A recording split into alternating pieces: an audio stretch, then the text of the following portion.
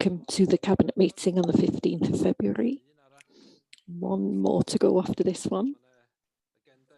And we've got an important agenda ahead of us today. Very warm welcome to all. First of all, apologies. Are there any apologies?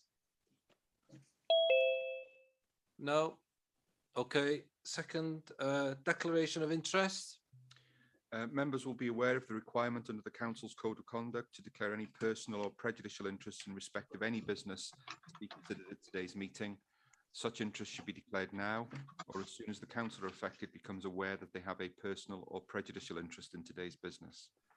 All members declaring an interest are required to state clearly what the interest is and to advise whether it is a personal interest or a personal and prejudicial interest as defined in the Code of Conduct.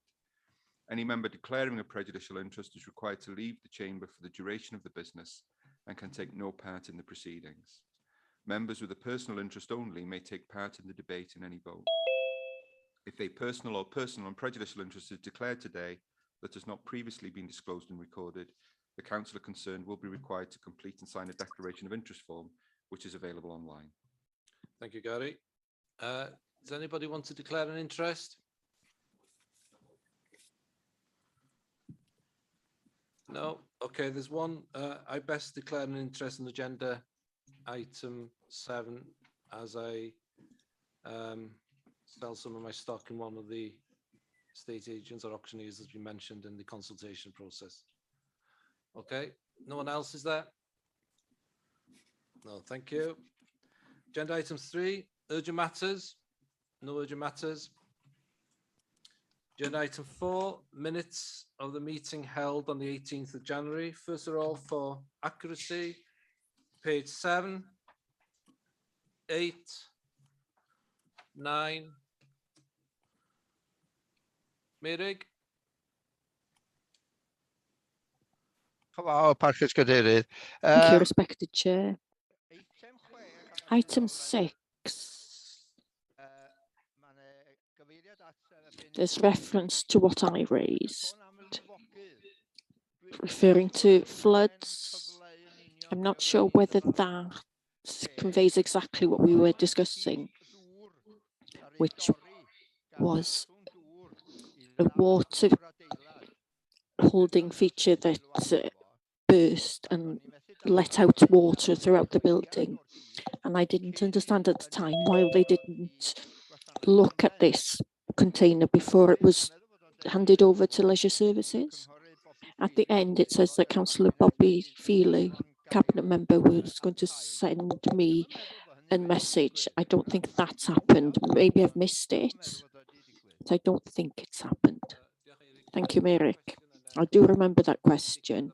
It was about what happened with the water tank above the building. I'm sure that Bobby will come back to you as she promised. You're on mute, Bobby. Bobby, you're on mute.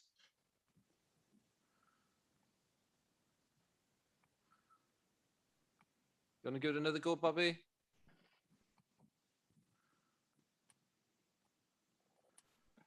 It's okay. I'll get back later. Okay. Now, ni neud siŵr bod Bobby yn dod nôl at ti, Mary. Diolch am hwnna. We'll make sure that Bobby gets back to you, Mary. Thank you for that. Page 9, page 10, page 11, page 12, 13, page 14, and page 15. Page 7, page 8, 9, 10, 11, 12, 13, 14, 15. Thank you. Will somebody propose they're correct, please? Tony and seconded by Julian. Thank you for that. Is everybody in agreement? Nobody against? Very good. Okay, we'll go to agenda item 5, housing support program strategy. Bobby, Thank please. you, Leader. I'm going to turn off my video just in case of problems. So once again, as I've said before, when discussing things relating to homelessness, this is there's a requirement by the Welsh Government to develop a housing support strategy programme for 2022 to 2026, and that will have a midpoint review. The strategy outlines the strategic direction of Denbighshire's housing-related support services and approach to homelessness prevention. The report is to seek support from Cabinet and agree that the housing support programme strategy outlines Denbighshire's vision and approach to addressing homelessness and providing housing-related support services based on assessed needs of the individual. Information has been gathered from the needs assessment, coupled with work already undertaken to develop the strategy and to take a more corporate approach.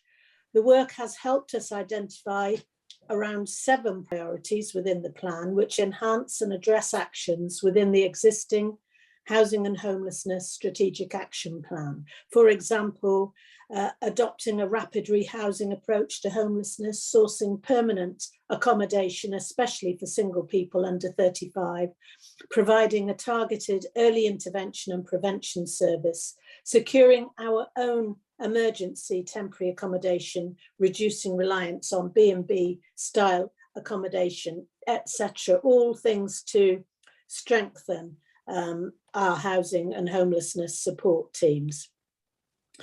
The strategy, which is covered under Appendix 1, is required to be the Council's single strategic document on housing support and homeless prevention.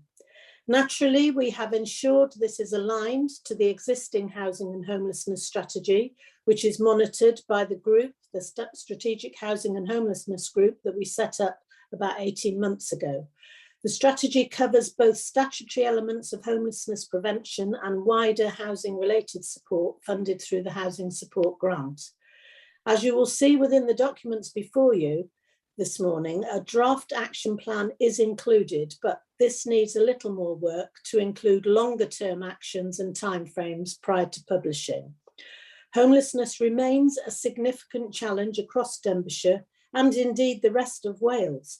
And Welsh Government are putting significant emphasis and finance within this service to try and improve and ultimately eradicate homelessness.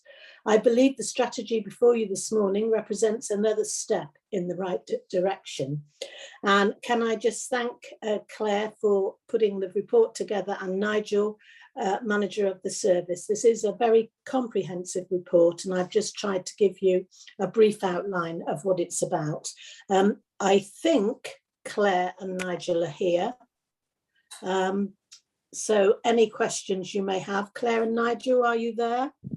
It's difficult for me to see. I can only see, oh, there, I can see Anne. Yeah, Bobby, Claire and Nigel are here. Oh, good. Okay, so any of you who have any questions, please feel free. Okay, thank you, Bobby, for that. Just for me, it's clarity on paragraph 4.4 of the report that the draft action plan, which you alluded to, is there in the report. When does that become not a draft action plan? And is that going to happen due to the annual review, or when does the draft action plan become the actual action plan? If that makes any sense. I can't give you an exact date. I don't know whether Anne can, but I know they're working hard to get it up to scratch. Yeah, we're going to have an action plan ready to go when we launch this, and it's due to be launched at the end of March. So we are going to have a plan developed, but that plan's got to be fluid. You know, things are going to change, things are going to alter. We're going to have to continually review. So we're hoping to have the plan finalised as it is now by the end of March. So we've just been gathering as much feedback and actions as we can for partners and through consultation as we go. So yeah, the idea is that we've got an action plan ready to go with a document at the end of March.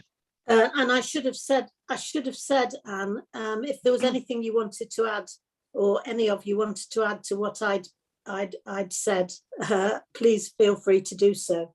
I think the only thing I would say is that, you know, when Welsh Government announced rapid rehousing back in June 2020, during the lockdown, we really bought into that and made some progress and introduced a multidisciplinary team, really started working toward a rapid rehousing model. So for me, this strategy's almost come, I mean, we've got to do it. It's part of the Welsh Government's requirements that we've got to do it.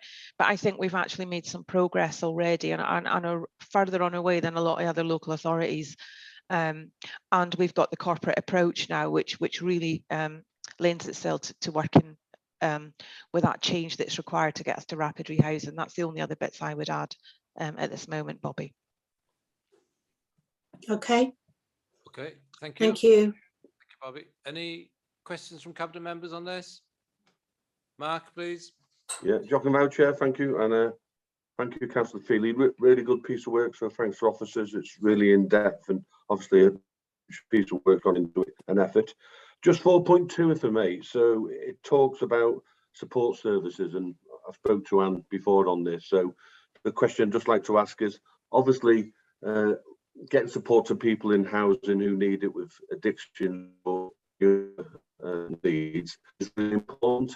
I've worked recently with Councillor Thomas, and that support went in after the person moved into the house, which creates issues for the person and the community. So I spoke to Anne recently about that support going in earlier. So it's just where we're up to on that. And I know it's a big piece of work. Is that in people's minds, and where are we with that piece of work? Yeah, Joachim. okay.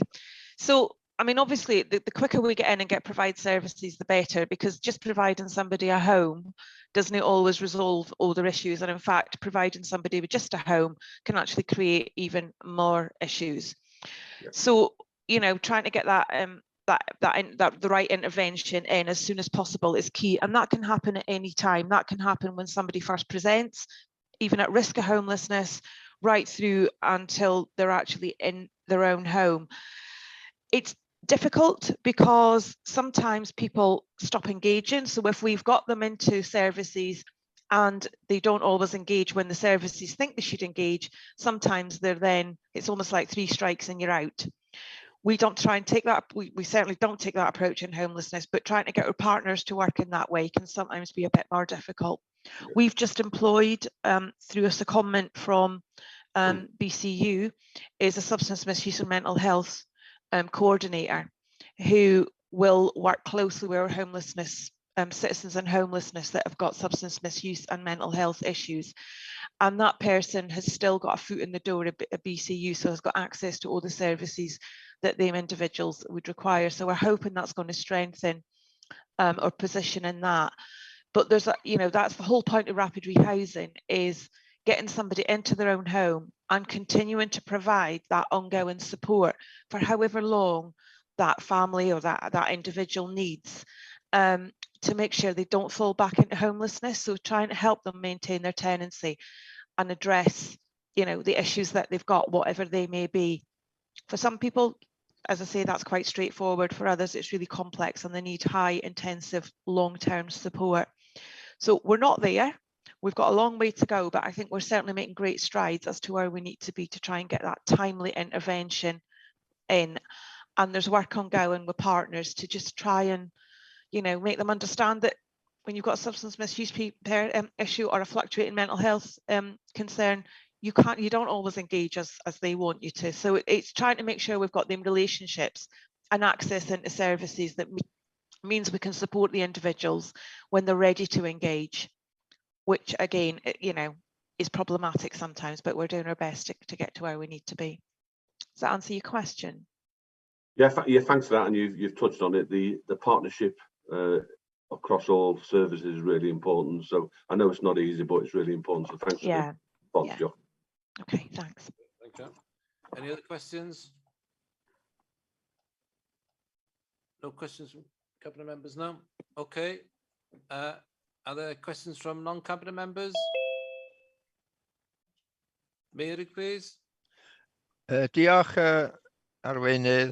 Leader. Turning to page 19, section 8, under 8.2. Can I also thank Councillor Bobley Feely and the officers for the report and their presentation. And I'd like to praise your work and how you've handled this. But under 8.2, is this instead of a scrutiny committee that could have looked into it in more detail?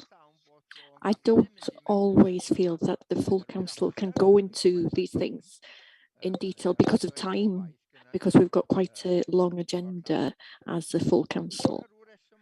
Was there any particular reason for not taking it to scrutiny, or has it been to scrutiny a couple of years ago? Bobby, would you like to respond to that? Is it down to time, Bobby, that it's gone like this? The fact that there's a draft action plan suggests that there's a bit of pressure on time scale to deliver this? Yes, there is a time scale on it. And we have tried, I think we have tried to keep, things before scrutiny and full and frank discussions at all times on every step of the way. But sometimes, as you say, the time scale is quite difficult. Okay, that's clear. Anne, can you add? Yeah, I think homelessness is a regular, we certainly do an annual report to on homelessness to scrutiny. And as I say, a lot of what's in the strategy and the action plan we're moving forward, a lot of it has already been discussed in scrutiny. And obviously as well, the Strategic Housing and Homelessness Group has obviously got some member involvement in that as well. So we do try, with this one though, time was against us, to try and get it approved, and what came out was at the moment we just need cabinet approval on this one to get it launched. Okay, thanks for that. Joan, please. Thank you, Leader. I'd just like to ask a question, if I may, this is a support strategy action plan, and the strategy I see is very robust and is indeed in the larger towns, in particular the Rhyl. And I just need to know, how are we addressing the needs in the wider areas? When someone presents themselves, they do have a very limited choice. How are we addressing the needs in the smaller towns and communities throughout Denbighshire? And that's really difficult, Joan, because obviously we never know who's going to present and how they're going to present and where they're from. So it's always been a challenge for us in the more rural areas to provide the level of provision that we need. And whilst we don't want to take people away from their communities, sometimes we're really struggling to find suitable emergency accommodation, in and around their local community. So, we do have some provision in Llangollen, we do have some provision in Denby and in Ruthin, although limited in Ruthin. And we try and get, wherever we can, some leased accommodation, which means people don't have to go into emergency accommodation. So leased accommodation is usually where they're into an actual home, even although it is short term. But that is really relying on usually community housing or one of your RSL partners actually having a property available. So it is difficult to try and get the coverage in the whole county, but as I say, we have got services in Llangollen, in Denby, some in Ruthin, but yeah, primarily they're in up on the coast. But where people do present for the sort of south of the county, we'll endeavour to do whatever we can to try and keep them as close to their community as we possibly can and get them access to services. But sometimes that can be difficult depending on the requirements. Depending on what size of family it is, if it's a single person, and dependent on where we can get suitable accommodation, usually in an emergency situation. And I think one of the things we're really keen to develop, and we're actually just finalising a tender process, is to try and get an early intervention and prevention service up and running. That means we're engaging with people much quicker to try and stop them coming into homelessness, try and get some interventions going much earlier on. Sometimes it's just a dispute with a landlord, they might have fallen into a bit of arrears. So there's a real focus at the moment as well to try and stop the flow coming into homelessness and get that engagement going And that is definitely county-wide, because, you know, the more we can do is stop people becoming homeless, the better. So can I just add to that and say that that is the big difference over the last 2 years, I would say, and the money coming from Welsh Government is almost all focused on prevention and stopping this happening. And I think almost the pandemic has been like a catalyst for change, because we tried to avoid any sort of homelessness or street living at all because of the worry about infection. And I think we have moved over now. Our strategy is all about stopping it happening in the first place by whatever means that we can. It's slow, and, you know, I think we're making steady progress, but it's not going to happen overnight. But that is the difference in the focus now and the focus, say, 3 or 4 years ago, is prevention. Okay, thank you for that. Any other questions? Thank you. No? Okay, thank you. No questions. Bobby, can you come to the recommendation, please?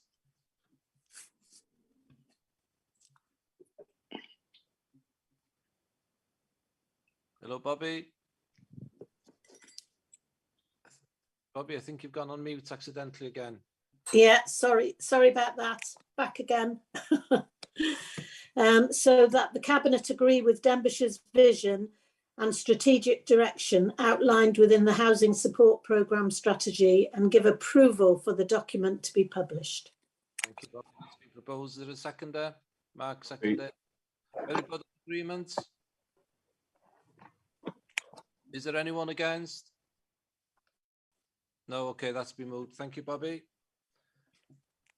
Agenda item 6, Regional Memory Assessment Support Service, invitation to tender, award of contracts. Bobby, before you come in, can I just ask Gary, because there are some part 2 elements to the report, can I just ask Gary just to advise us accordingly, please? Yes, just to remind members that appendices 1 and 3 are in part 2. They contain commercially sensitive information. Obviously, what we try and do is make as much of the report as public as possible. So the report and appendix 2 are in part 1. If anybody had any detailed questions about appendices 1 or 3, we just need to go to part 2 for that. Okay, so you will intervene at the appropriate time if needed, Gary. Okay, thank you. Over to you, Bobby. Okay, just briefly, can you hear me? Yes. Yeah. Just briefly then, Cabinet gave its approval for the Council to act as the lead commissioner for the Regional Memory Assessment Support Service at the Cabinet meeting held on the 23rd of November 2021. Acting on behalf of the 6 local authority partners and Betsy Cadwallader University Health Board as part of the North Wales Social Care and Wellbeing Services Improvement Collaborative. This report is asking for Cabinet's approval for the Council to award 3 contracts following the completion of an invitation to tender for the Regional Memory Assessment Support Service. The 3 contracts combined have a potential total value of up to 3.36 million, i.e. 672,000 per annum over a potential 5-year period. A decision is required on the Council accepting 3 tenders and rejecting 1 tender submitted for the Regional Memory Assessment Support Service. Awarding the 3 contracts will enable the 6 local authority partners and BCUHB to engage with 3 external organisations to establish the Regional Memory Assessment Support Service across the region. Thank you, Bobby, for that. It seems straightforward, but that might be. Yeah. It's there. Are there any questions or comments from Cabinet members? No? Okay, thank you. Okay, so shall I go to the recommendations? No, non-Cabinet members, Bobby first. Any questions? Okay. Non-Cabinet members, please. No, that's okay. Thank you for that. Okay, Bobby, can you come to the recommendations? Yes, so that Cabinet approved the 3.1, that Cabinet approved the acceptance of the tenders submitted by 3 suppliers and to reject the tender submitted by 1 supplier for the reasons detailed within the contract award recommendation report, and that's in Appendix 1. 3.2, that Cabinet confirms that it has read, understood and taken account of the wellbeing impact assessment, Appendix 2, and the commissioning form, Appendix 3, as part of its consideration. Thank you, Leader. Thank you, Bobby. That's been proposed as seconder. Julian, everybody in agreement with that? Yeah. Is there anybody against? No, okay, that's been moved. Thank you, Bobby, for that.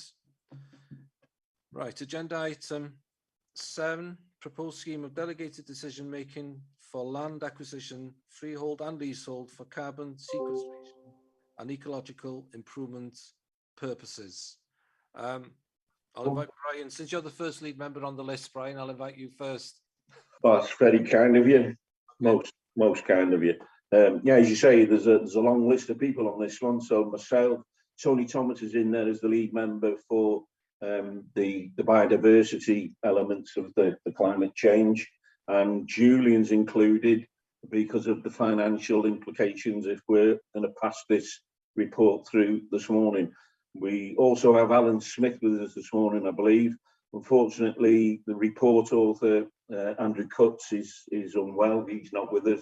I think Alan does have another member of the team on hand as well. So this report, obviously revolving around the climate change agenda, is to introduce a new scheme of delegated decision for making land acquisition that will help us with our carbon sequestration and our ecological improvement objectives. It makes sense to put this in place.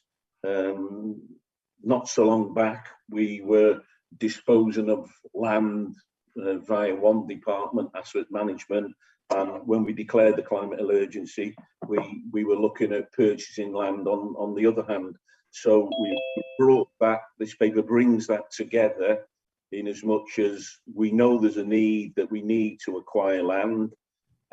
So this report, if we pass it through, will give us that opportunity to move in the open market, because we'll be able to move quickly when land does come up for bidding, tender, whatever. If we push this report through, we will be able to move because we won't be constrained with the current process that we've got. So on that basis, it makes sense for us to seriously consider it and move it through this morning. There is some limits there in the paper, in the report. There's quite a number of appendices in there. That it's not an open checkbook. There's reference in paper to certainly a limit up to £1 million before it's referred back for scrutiny. So it certainly won't be an open checkbook. We've gone through, as you would expect, consultation with various stakeholders, and it has been highlighted 8.5 in the report about specific engagement work. Obviously, we didn't want to embark on this new way of working if we're going to be upsetting people like the Farmers Union, etc., etc. But it's there detailed at 8.5 in the report on some specific engagement that we've done, and we can continue to do that, along with other engagement at 8.1 and 8.2. So that's a very quick run through overview of what the report's about. Councillor Tony Thomas will say a couple of words, and Julian will probably come in on the finance side, and perhaps Alan Smith will wrap it all up before we open it up for debate, Leader. Thank you. Thank you, Brian. Tony? Yeah, thanks, Leader. Thank you for that, Brian. Very comprehensive report. Yeah, I mean, this is a great report and is of interest, obviously, to everybody in the county, really. So we on the land issue, we need to be able to move quickly on that, because there's a lot of competition now. Firms, particularly in England, are buying up lots of land, particularly down South Wales. And I think it won't be long before they realise that probably land's a bit cheaper in North Wales. So we do need to be able to move quickly on this. And this report is one way of heading down that direction. So I am strongly behind it, and I'm sure all the council will be as well. Thank you. Johnny, Julian. Yep, thank you very much. Just to add from my perspective, from a property hat perspective, clearly our existing processes are quite a time-consuming way of purchasing land, which is fine if we're doing it for going out and buying some land for a regen scheme, because there's usually no particular great rush on it. As has been said, that process won't actually stand up when we need to do something rather speedily if land becomes available on the market and we have to take a quick decision, which is the reason behind the paper that's in front of you. And I suppose I just need to focus the fact that the paper here is purely about amending the scheme of delegation in order to be able to speed up that our ability to purchase land if necessary. It's not about the principle, which is already part of the carbon zero strategy that we have. And in terms of finance, just to confirm that part of the budget which has been allocated to this programme of works is for this type of land purchase. So again, I fully support the paper that's in front of you. Thank you, Julian. Alan, did you want to add anything to what's been said? Just a quick thing, Leader. I think everybody's explained it very well. It's just a pragmatic approach to a problem we've got, which is purchasing land. We have, as Julian says, already agreed it, but I think we also understand it's a sensitive area, and there's a whole set of safeguards in there for decision making around the process. A lot of people involved. A very clear matrix about what sort of land will be involved and so on, because we understand that that's sensitive, but practically we just need a bit of help to put this into practice. And as Julian says, it's really just about the scheme of delegation rather than the principle, which has been put forward and supported widely by council. Thank you, Leader. Brian, did you want to come back? Yeah, it didn't get mentioned, but I think it is worth just to highlight the point that is there in that report pack. You know, we're not going to be going around purchasing grade 1 agricultural land and, you know, upsetting the communities far and wide, north and south in Denbighshire. So that's a point I think that needs highlighting. You know, we won't be in the business of looking at grade 1 agricultural land in this new process that we're talking about. And Alan's just mentioned it. I think Tony's mentioned it. We can carry on. We will be engaging further. We didn't get. It was favourable, the responses that we did get.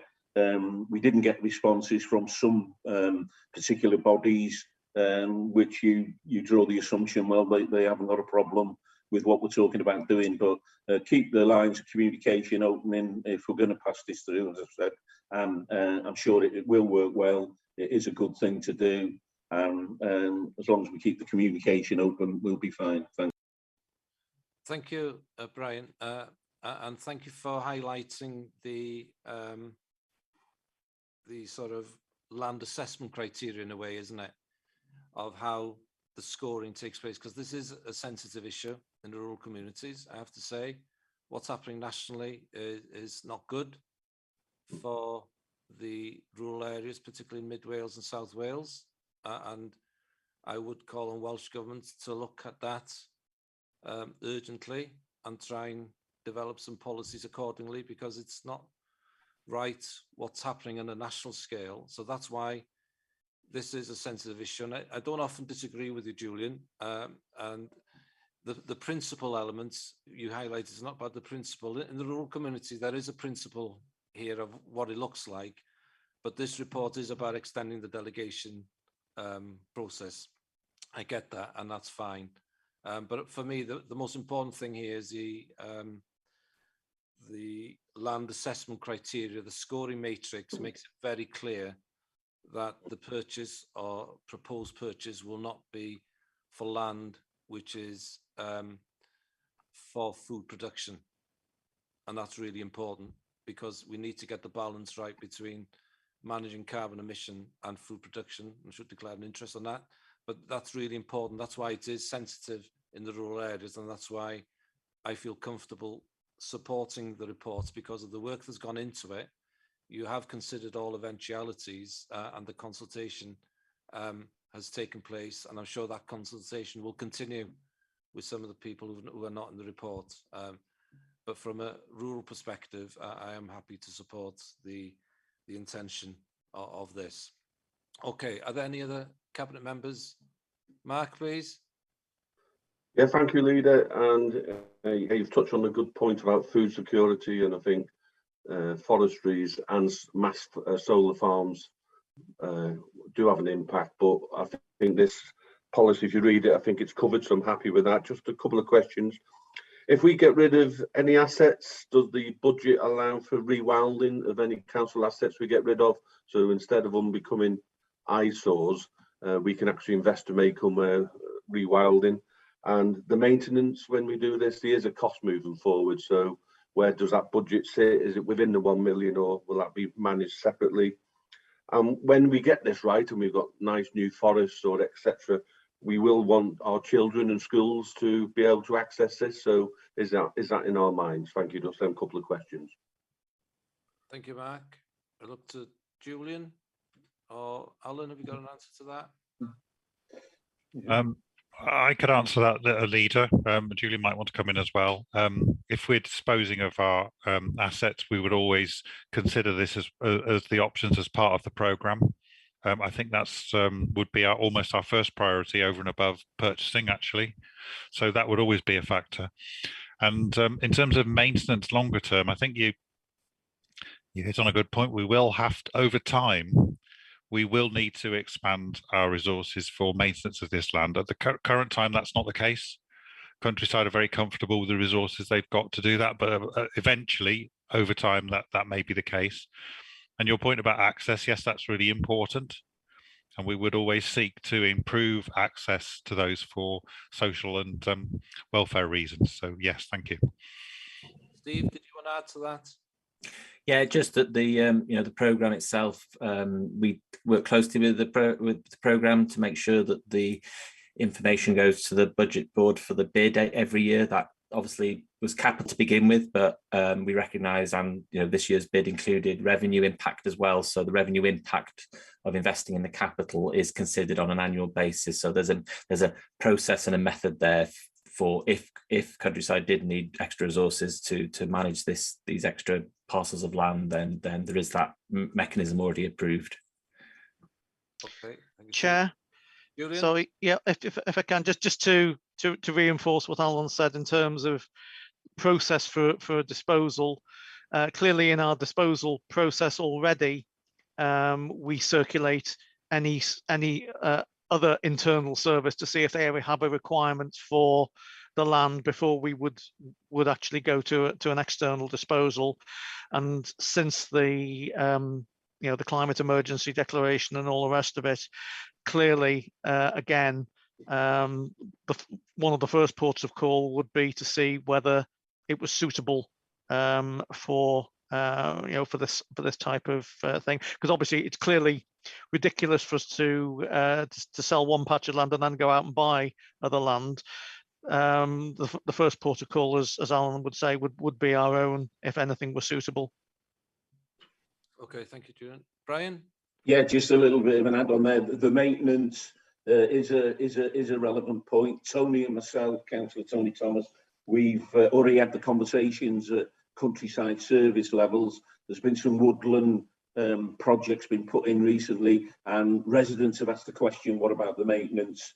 And so not a problem today, but going forward, the maintenance aspects will have to be considered further, and it will need to be a part of the process. I suppose at some point when we're purchasing land, the maintenance aspect needs to be in there on the starting blocks with it as well. And as Julian's just said, and I did allude to it as well, if we're looking at disposing of assets now, 2 years ago we'd have done it. Countryside Services wouldn't have been involved, and if they did have a project or a point of view, it would have slipped through the net. But this report and giving the tick in the box for this report, that will negate that, and it won't happen in the future. Thank you. Okay, thank you. Any other questions, comments from cabinet members? No, okay, I'll go to non-cabinet members. Meirig, please.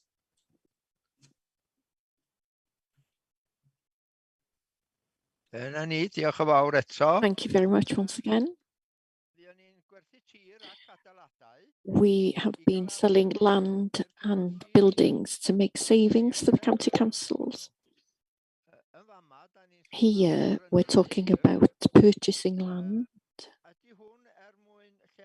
Is this in order to reduce our carbon rather than using lorries that don't produce carbon and buildings that don't emit carbon?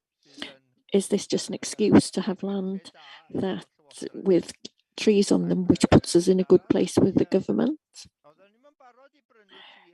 We weren't willing to buy land when we were looking for land for other requirements that the county had. I think that was about a year ago. So I'm not quite sure. I know that isn't quite the point you got today, but you are talking about purchasing land, and that's why I'm raising the question. Thank you, Eric.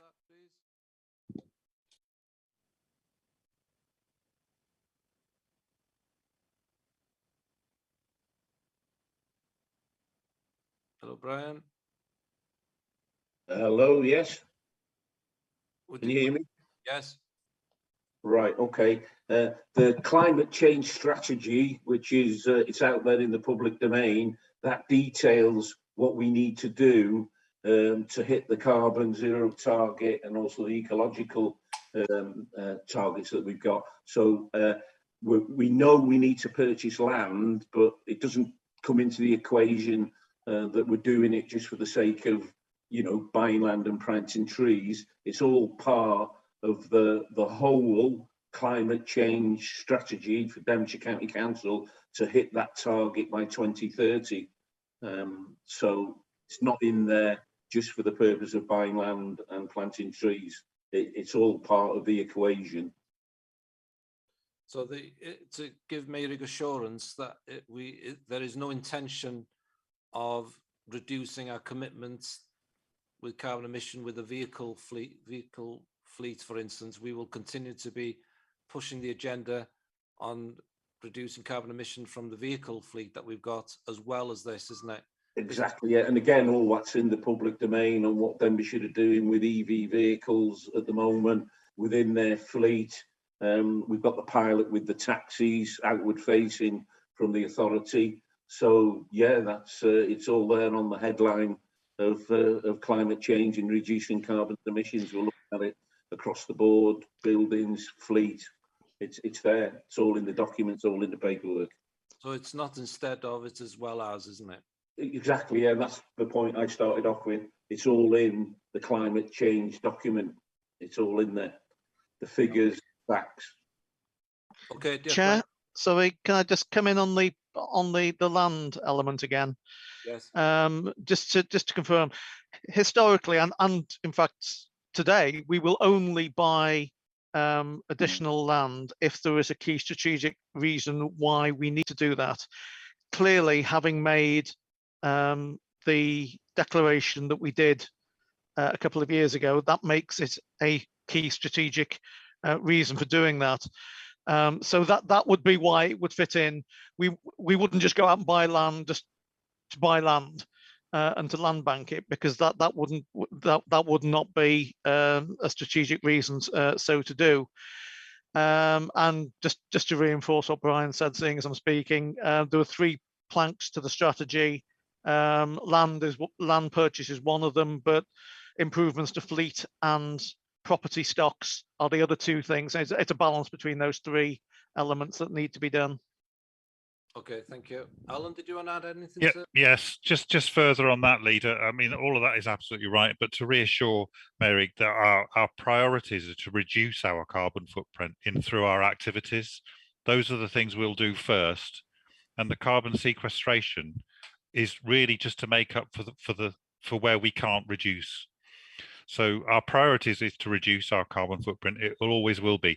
There might be ecological reasons for trying to improve in the environment, but that's a different kettle of fish. Our priority will always be to reduce our impact first and foremost, and the sequestration is trying to bridge that gap. So it's definitely not instead of, it's or an excuse for. You can certainly say that. Thank you, Leader. Thank you, Alan, for that. Iawn, Meirig. Gwyneth, please. Sorry, sorry Gwyneth, just I ddod yn Apologies, ôl. Gwyneth, just to come back to Alan. Thank you, Alan, for that. Sequestration is a very interesting word. But, you know, isn't planting trees and that sort of thing another way of, not for us possibly, but for these private individuals and companies buying up farmland so that they can still produce carbon by land and then grow trees on it and say, well, yes, we've done that to reduce. Is that correct? If I could answer that, Leader, yes, you could consider it like that, Merrick. I mean, but they will also be in the same position as us in trying to reduce their activities and their carbon footprint and wanting to sequester. I'm not trying to defend external companies buying up land in Wales, far from it, but they may be in the same position as us, Merrick, and I don't think it means that people feel they don't have to do anything if they plant a couple of trees. I think it means they're trying to make the best of a bad situation. Thank you. Yeah, that is their agenda, but it's not ours. And this is helping us to reach our targets by sequestration, which will help us reach the target. But that doesn't mean that we don't do the things that we are in control of anyway. I'd be really disappointed if we didn't, and that's not in the report. That doesn't come out in this anyway.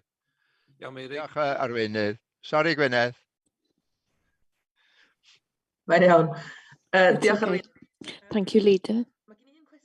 I've got one question about the report. The report refers to sustainability and gives 3 stars out of 4 to the sustainability, a score of 31 out of 36. I can't see how they've come to that score, and apologies if I missed something, but it seems remarkably high to me. Because a policy like this, where we have to purchase land in order to offset carbon against what we produce, to me, it's quite obvious that it's not sustainable because there's only a finite amount of land. And then I've got a comment. Due to what Meirig has just said and what you said earlier, Leader, about using agricultural land, it's obvious that the principle of using land to retain carbon and then offset it against carbon emitted is there's a lot of protesting against this. It's very contentious for a number of reasons. Due to that, my personal feeling is that this is something that should be a decision made by councillors because it's such a contentious issue. Thank you, Gwyneth. I'll try to answer the second part of your points there. What's important here, I believe, is the criteria, how we score what we are going to purchase. If I accept that the criteria is quite sensitive, and living in the rural area, I understand that. But because the criteria is strong in one way, that we aren't going to be purchasing good land or food producing land, I feel that helps the argument with the more sensitive side of this. I think that answers the argument about agricultural land, but this principle is contentious for a number of reasons. It's not sustainable. It can be a way of putting less emphasis on reducing the carbon produced because they've got the land to offset. The figures aren't always correct. All parcels of land store some carbon at the moment, so it's difficult to work out how much carbon a new project creates, and it's going to create more carbon. very contentious for many reasons, not just about the agricultural land. Yes, I accept that. But what I'm picking up from the report, I don't think is a risk that that's going to be instead of what we're going to want to do. It's part of the bigger picture on this subject. I think it's going to add towards it rather than stop us doing things that we should be doing anyway. And I think that's something that the new council should be doing, is to be scrutinising exactly how we move ahead and progress with these challenging targets that have been set. This is part of helping us to achieve that target. That's a really important point to remember.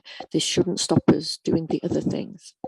With regards to your question about the well-being and the sustainability score, I'll ask Alan to respond, please. It was the sustainability that I referred to, yes.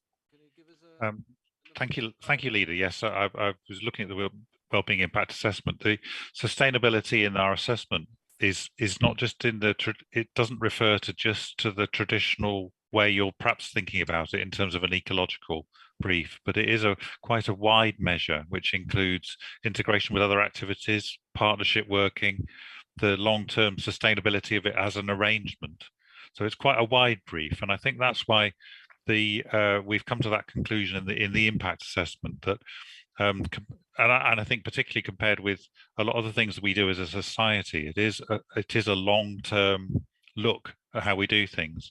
The trees that we may or may not we might eventually plant on land, you're really talking about a 20-year timetable for those things. So it is quite a long-term look. And in that term, it is sustainable. I think I understand your point about if it was used as an alternative and an excuse not to do the other things, as the leader was saying we're not doing, I would be concerned, but it's not.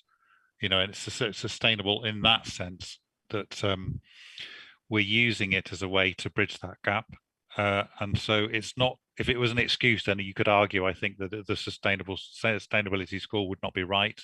But when that's not how we're using it, it's not how the plan is intended. And really, this paper we had today is really just about the decision-making process and making it effective. And I think rest assured that the key decision makers in this are the lead members. So there is a political decision at the end of this. So I think you can be confident that our members have the final choice in all these things. Thank you, Leader. Yeah, dear Alan, thank you. That's a good answer on that. Yeah. Brian, did you want to come back? Yeah, always ready to come back. Just to add a little bit more comfort to the whole subject. Already, because the climate change strategy, certainly in my view, is sitting on solid foundations, there is already a report that went out about the first 12-month run of what we achieved on carbon reduction. That will happen every year. Again, with sequestration, that will come into play more as the years go by and the reports keep on rolling. And then as an extra bit of assurance for members in the next council, we have requested, it's going to happen, the climate change group that has run with this strategy will continue into the next council. So that will be another vehicle that will monitor, keep in touch. Every member is welcome to that group, and so there is no need to be concerned that the authority will go off track and will be doing things that are not transparent to all members if they should so desire to look and see what the authority is doing in respect of the carbon zero targets. Thank you, Brian. Bobby?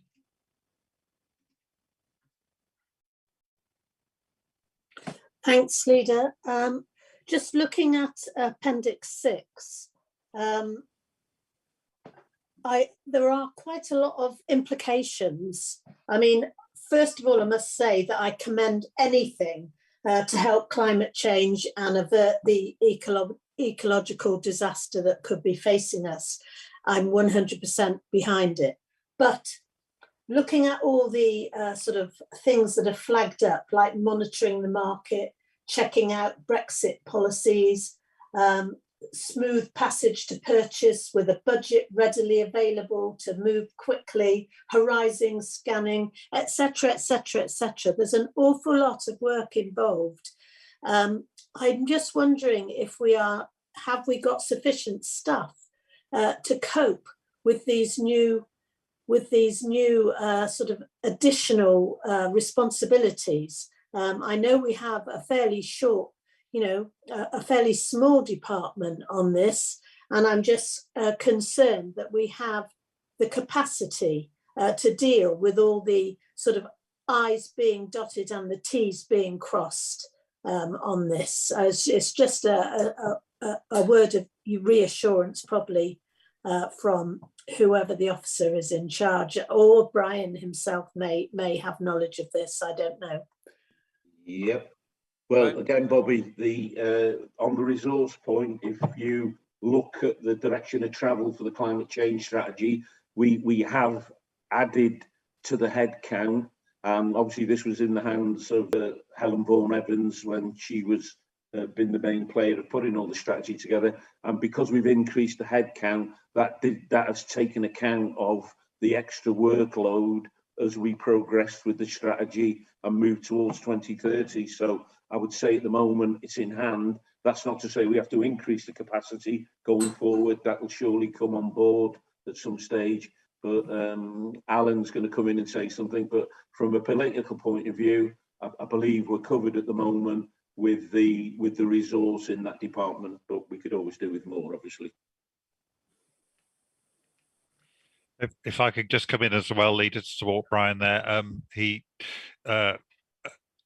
We do need, there is a lot of work in this, you're quite right, and it is really important, but I think, and we do have quite a small team, but I think what we do have is a very collaborative form of matrix working across the council, so that the team won't be the only people involved in doing this.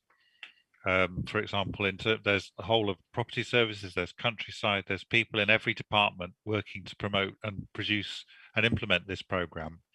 And the climate change team, apart from doing some of the work, a lot of their role is coordination, Bobby, and planning.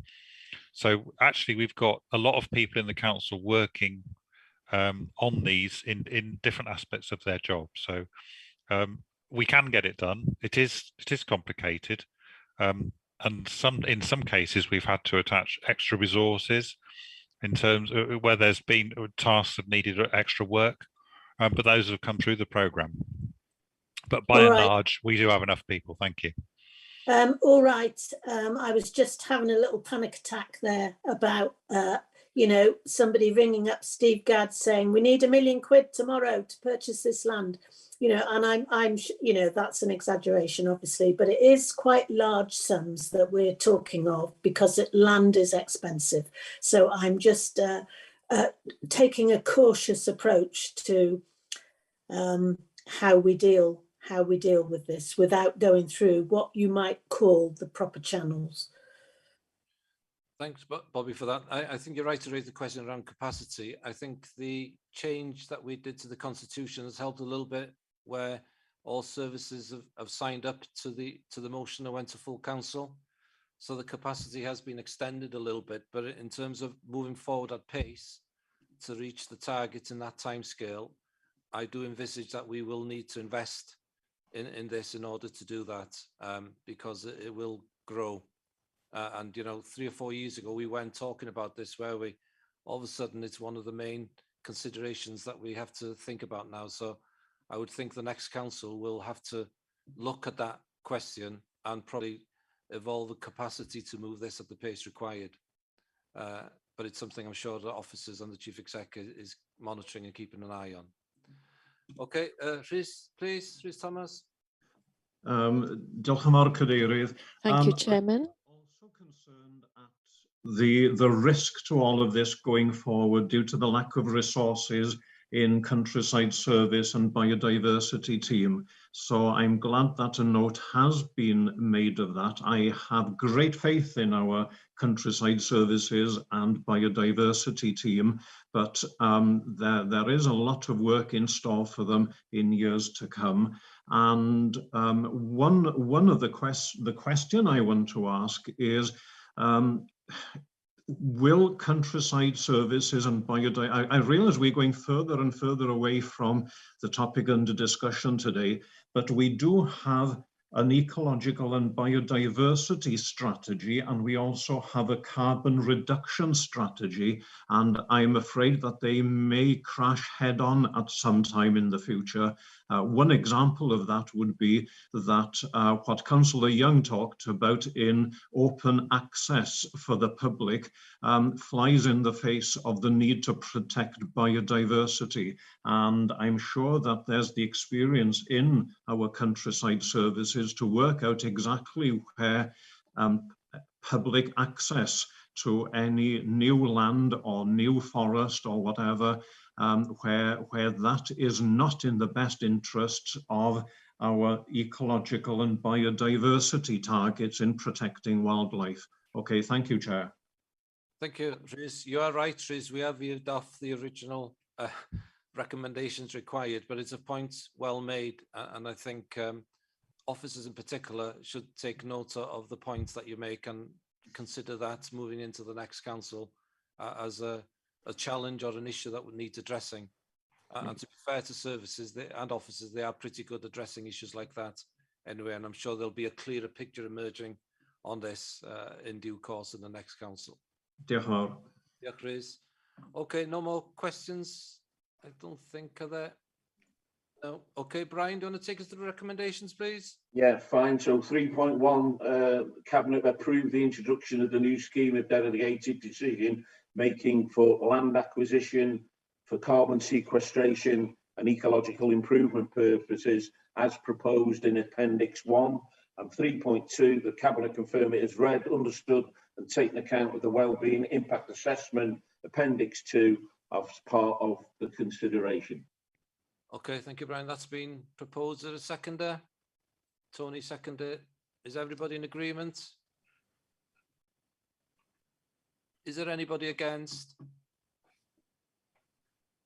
Okay, that's been moved. Thank you all for that. We'll move on to agenda item 8, Queen's Building Rail request for additional funding. Before I come to the report, I do think I would like to record my disappointment that a councillor from this council decided to run to the press to make a statement which could really damage the reputation of this council, the project and Frill in order to enhance their own reputation. And as leader of the council, I am really disappointed about that. We are an open, transparent authority. We are open to scrutiny beyond cabinet, and there's always that opportunity for members to send an email, to ask a question. We don't hide anything here. So I'm extremely disappointed with that. It's taken years of hard work to create confidence amongst the residents of Rhyl and potential investors to help us change the face of Rhyl to where it should be and not where it is now. And a cheap shot like that, I have to say, is not helpful. And if that member is here today, I suggest that he listens to the debates, reads the reports and gets the facts right. I feel that strongly about it because there's no need for it in what is quite a challenging agenda. And I wanted that noted. Okay, so we'll move on to the report. This will be a joint effort between Julian and myself. Julian, of course, will be referring to the financial elements of the report. But we are all aware of the importance of this project for Rhyl. Its location is key in joining up the investment on the prom and the proposals through the Levelling Up Fund bid for improvements on the high streets. So the logistics of this site is really, really important. Last week, I went for a walkabout with the Chief Exec around Rhyl to see for ourselves the impact of the decisions that this Cabinet, this Council, with the support of Rhyl Town Council, has done in Rhyl. And I have to say, it's worth going to see what the impact of the new buildings are in Rhyl right across the board. And Graham might want to add to that as well. And some of these are historic, aren't they? You know, the West Rhyl housing is now a lovely estate. I sat with officials in Welsh governments to try and push that forward. Our investment in Denbighshire Leisure with the new restaurants, the new hotels, the commitment of housing associations to improve Rhyl. It's really good stuff, and it's worth noting that. So the Queen's Market is part of a bigger picture that's emerging in Rhyl. This project, the phase 1 project, when completed, will provide trading places for up to 25 tenants. It will be renovating shop units facing Sussex Street with an estimated 35 new jobs. This then sets the grounding and the foundations to move to the next phases of the project, where there will be 80 new homes and floor space for further employment of up to 200. And that's what Rhyl needs. It needs jobs. Buildings is great, but we do need to create jobs there. And that's what's going to emerge out of this. This aspiration that this authority has shown is fully supported by Welsh Government, which is really important. They are key partners for us in investment and development of Rhyl. And we are in a unique position with a Levelling Up bid. Yes, it's in bid state at the moment, but if we are successful with that, that will draw further funding into this area.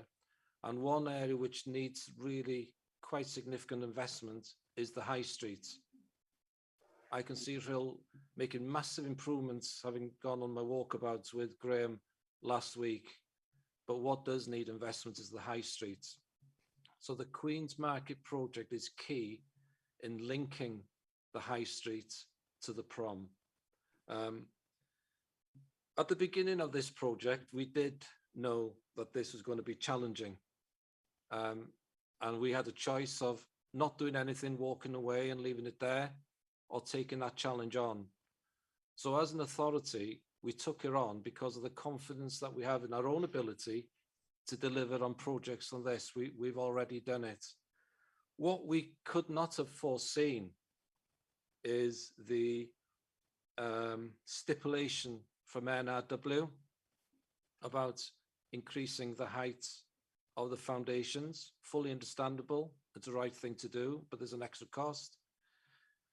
What's happened in the last 18 months, the cost of materials, we could not have foreseen that.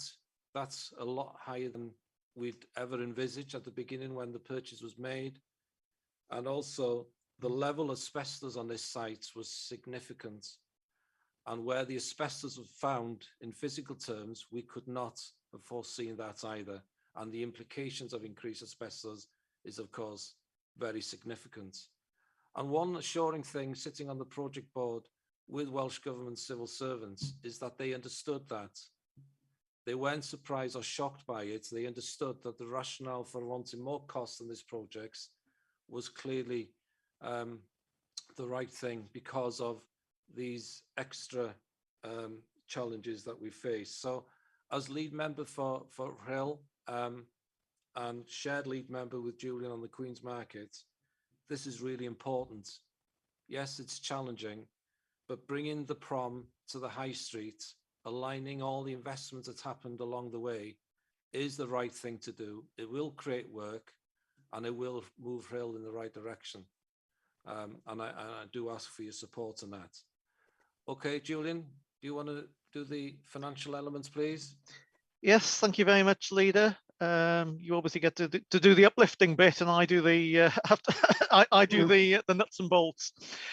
I think what I need to do, hopefully, to this morning is clarify the reasons for the increase, and hopefully demonstrate that they are beyond our control and came about long after the budgets and bids were submitted. And also, hopefully, just to add to what you said at the beginning, Hugh, to correct some misinformation which has been circulating in the press. No one wants to see any scheme go over budget, but it is inevitable that at times some things will happen. We have an excellent track record on delivery of major schemes coming in on time and on budget. I have to say this, and I will go back a little bit in time on this one, just to give so that everybody's aware of it. This is a very different scheme to what was originally in the business case, and it's probably well over 5 years ago now that this first started its gestation. At that stage, we were looking at a phased purchase and demolition. And then Welsh Government came along and said, we'd prefer it if you actually purchased the entire block for all phases up front. We'll give you the money for it. Great, thanks very much. So essentially what that did at that point was to render that original business case fairly meaningless in terms of the budget that had been set. So the first phase that we're now talking about includes all of the land purchases, all of the demolition costs, and all of the asbestos clearances for not only the phase one build, but the future phases as well. So what that will do essentially is substantially de-risk future phases, but the knock-on effect of that is the entire cost is borne by phase one. As the leaders just said, there were three main reasons for the increases, all of which have happened since we last came here with regards to funding. There's demolition, party wall work, and asbestos removal, which is just under £500,000 extra. So much so that what was originally envisaged to be a 6-month contract actually has run into a 12-month contract. And asbestos surveys, by their very nature, I know people said we should have known about all this up front. Asbestos surveys that are carried out pre-purchase are non-intrusive. We don't go down knocking down walls or knocking holes in floors to see what's there. I don't think we'd be very popular with a potential vendor if we started doing that. So the works that have actually been necessitated could never have been found by a normal pre-purchase asbestos survey. Even right at the very end, we came across another boiler room, which wasn't on any plans, stuffed full of asbestos, which had to be cleared. And there's no way that sort of situation, unfortunately, could be picked up ahead of time with the best will in the world. Then, in order to get our planning, NRW put in the condition that we had to raise the floor levels for the entire scheme by 740 millimetres. We argued the toss with them on that one because phase one obviously doesn't involve any residential, but because we put in a planning application for all 3 phases, which did include residential, they therefore insisted that that would be necessary up front. That's contributed around about another £125,000 to the costs. And last but by no means least is the cost of materials, which you referred to. Very roughly, it's round about a 20% increase, which on a project of this size, even after quite an extensive value engineering piece of work that we carried out put another £1 million on the cost of the contract, and that is something that's happened in the last 12 months, 18 months, that those sort of material costs have gone through the roof. We have obviously been back to our partners, Welsh Government, to see what they can do to help us. They've put another £200,000 into this. We had hoped for a bit more, and we will continue to press in the new financial year to see if they've got any more that they can put in towards this. But it is a tight programme that we need to deliver on the timescales, and there is a risk, obviously, of clawback on the funding that's already been provided, particularly the WEFO funding.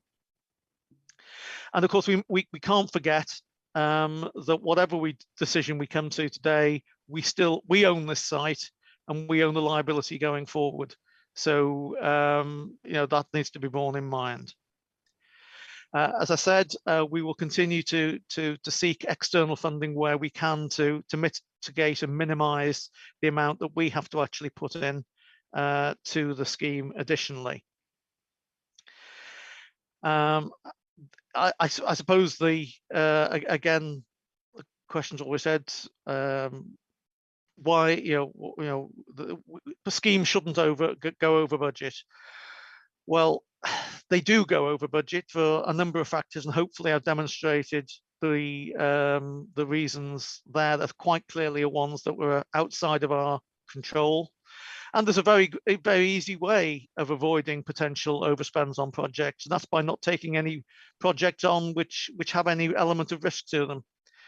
And I don't think that is something that as a council is the right thing for us to do on these type of schemes.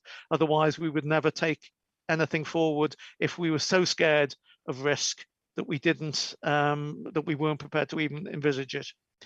So hopefully, Leader, that's covered off the financial elements of it and given some background as to why these overspends, regrettable though they might be, are unavoidable.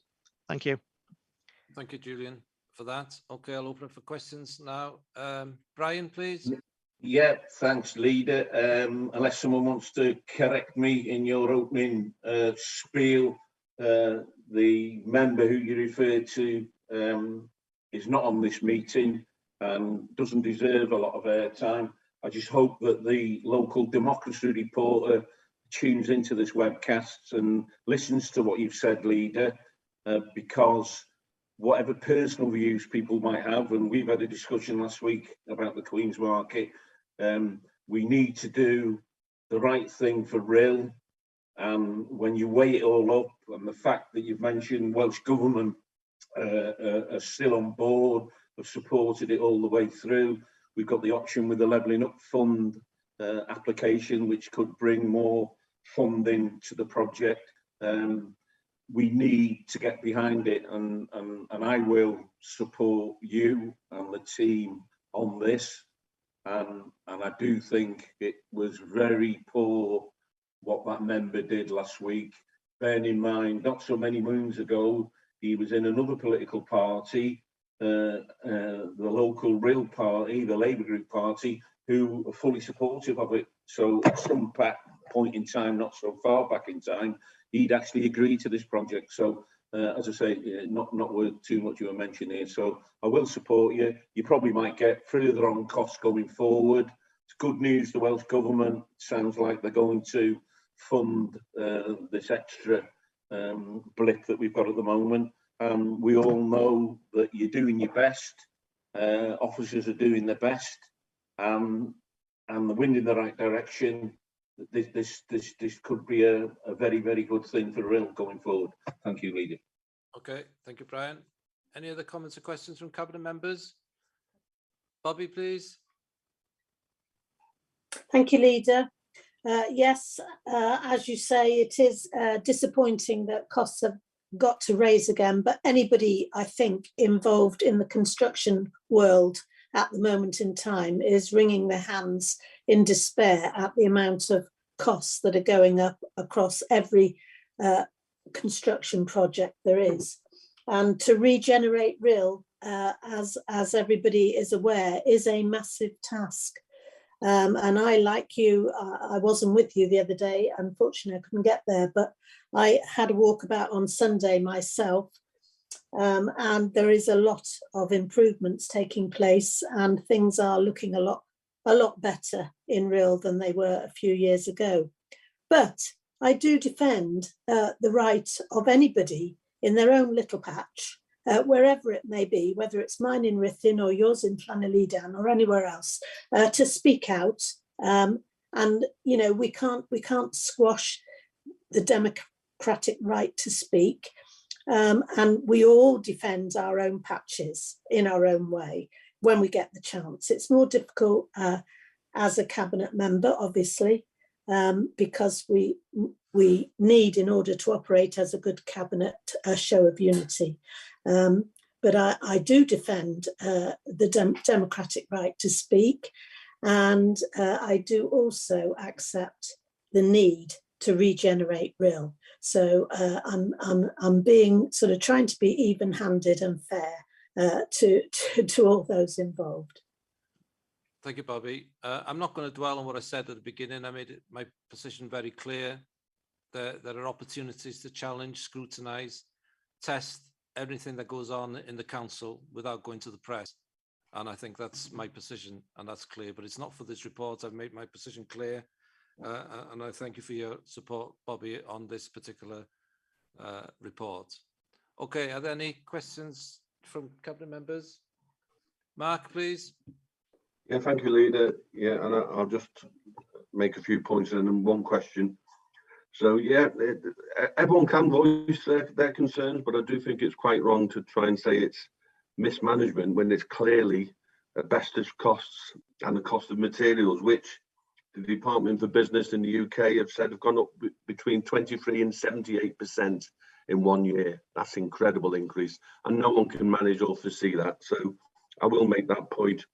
So when we've got costs going up so much, my only question is, the money being asked for is less than 15% of the project. So when you've got costs of between 23 and 78% going up, is it enough? Because we don't want to be back here. So it's a question I will ask. I know I've asked it before, but just for the record. But well done to the officers. I think it's quite wrong to try and blame people. It's clearly out of our hands, a lot of this. So, and I look forward to the project being delivered. So I'll be supporting it. Jock and Val, Leader.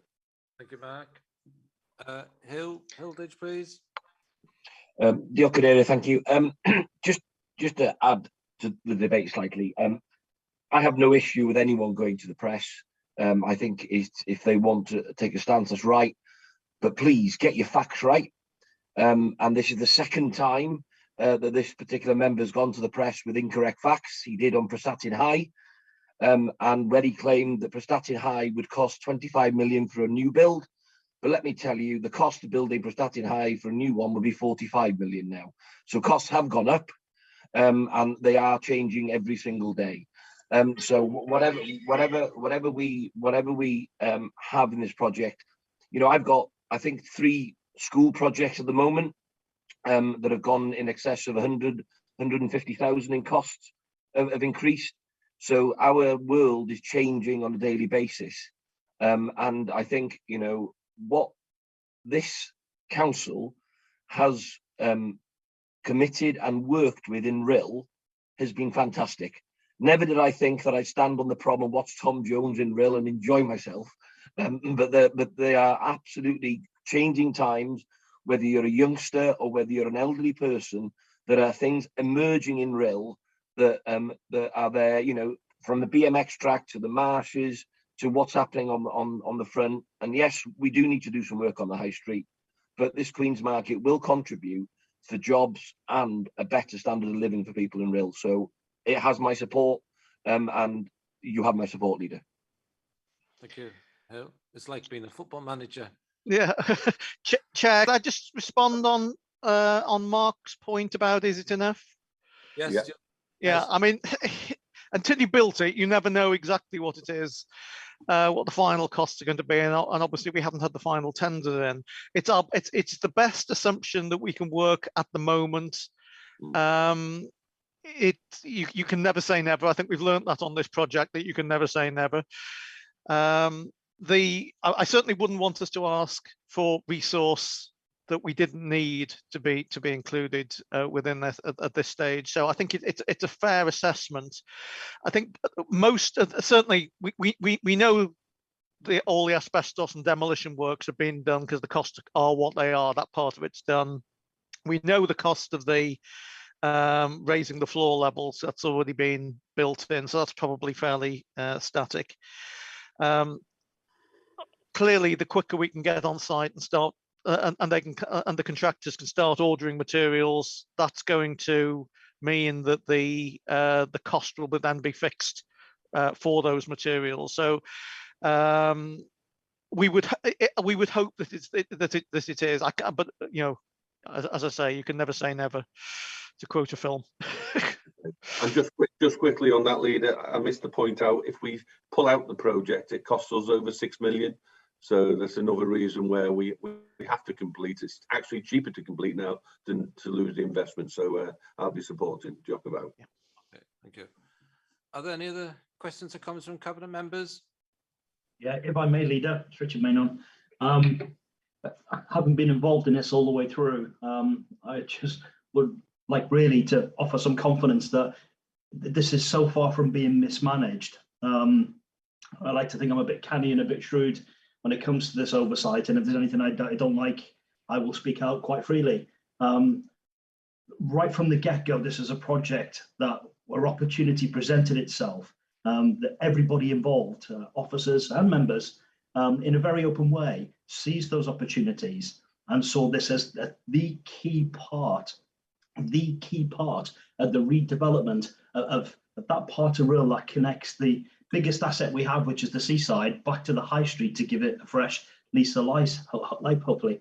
And it is a project that's quite pivotal in offering aspiration and opportunity to that part of the world. So when you're trying to build in aspiration and you're trying to build in opportunity, I find it really disappointing that when that's going to need confidence and that's going to need belief and a little bit of hope, we'll want to rephrase, as councillors, we've got no business in the first instance going to press and undermining that whole process, because it's not just the process and it's not just reputation on the council. And I hear your words, leader, and you made them very well. It's almost like taking a little bit away from all the people in that part of the world that are relying on this. And it's not just, it's young people, it's those looking for the jobs, even the seasonal work. It's detracted from everybody, and it's quite ill-placed. So it is a shame, because this is not a new scheme. This isn't the start of a redevelopment. This is probably only halfway through what is a really long and involved process. And the confidence to back up that hope and aspiration was what was needed. And I won't go on too much, but it was disappointing. It was unnecessary, unneeded, a little bit cheap, and yeah, disappointing. And I hope there'll be an apology at some point, because it was so far from what was right for the people of Rhyl and for the local area. It's something really that needed to be said. So on this project, leader, I've watched it all the way through. I've seen nothing but hard work and determination.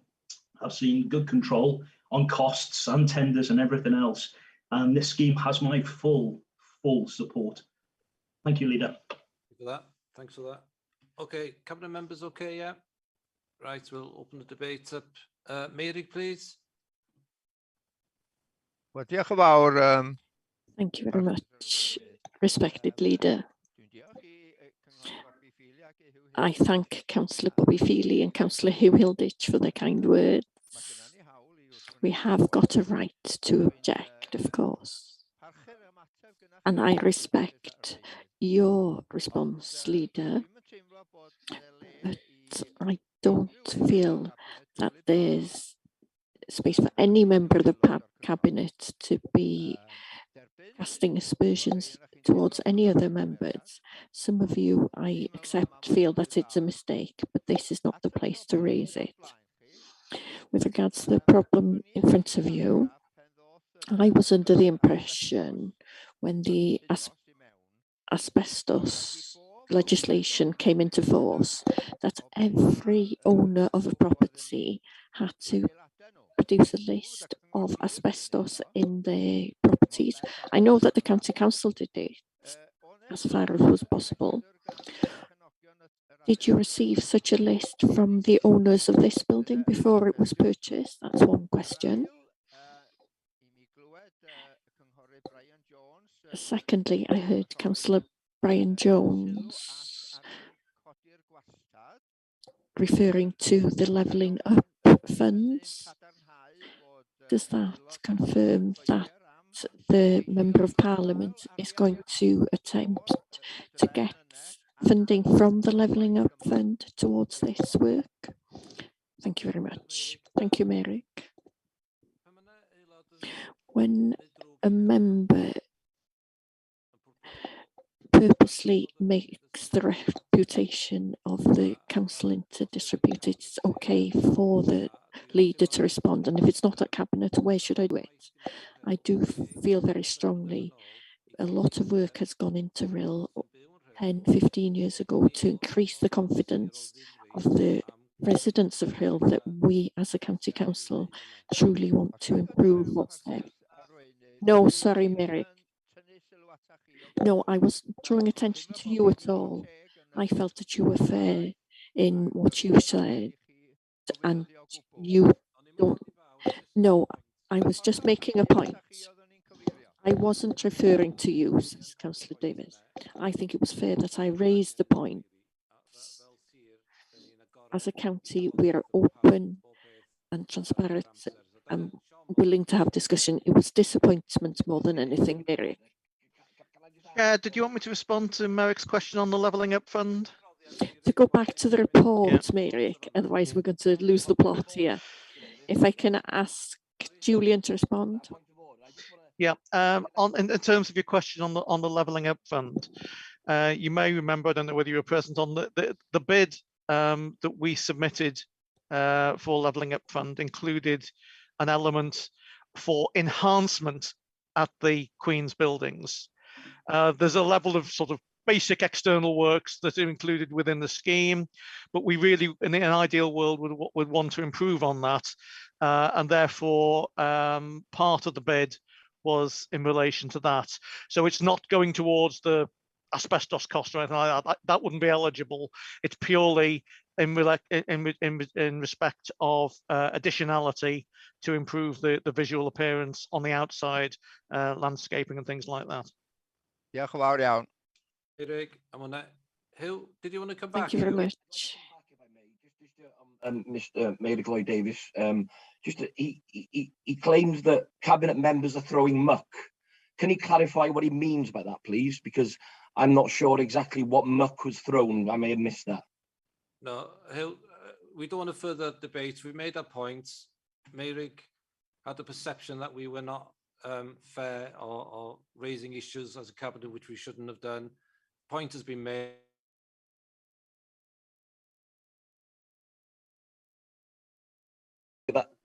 That's fine, leader, but I would have thought that if any member who wanted to discuss a topic, they would attend a meeting to discuss the paper which we were discussing here today, not throwing muck in a paper, just for clarification, as in the press. Thank you.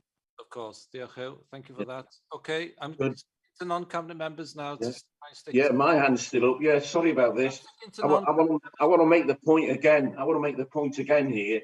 Yeah, that member was out of order, and it needs putting in no uncertain terms, out of order, facts not correct, not just on the quiz market, on other items as well, and that needs to be hammered in stone down. And once again, I hope the democratic reporters are listening to this and put it in print, because it's wrong. We're taking stick as cabinet members, Tony and myself in RHYL, over false information that are members being left to get away with misquoting. It's out of order, and his party shouldn't be trying to come on here defending him.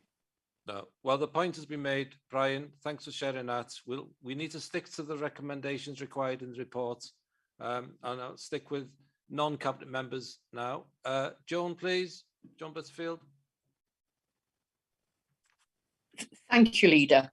And I want to thank you for your opening remarks on the debate on this particular issue. I thought it was well made, and hopefully it does go and really goes to the right person.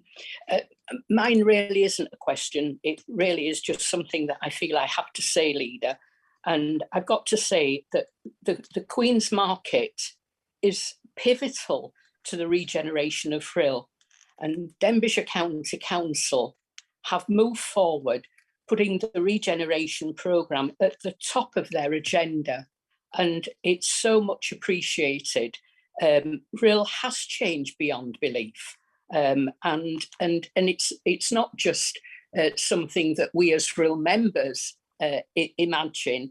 I do appreciate all the remarks that have been made about the regeneration by the cabinet members. It has changed, absolutely. And the residents of Rhyl are appreciative of what has happened on the prom and other areas, obviously, in Rhyl, on the changes over the years.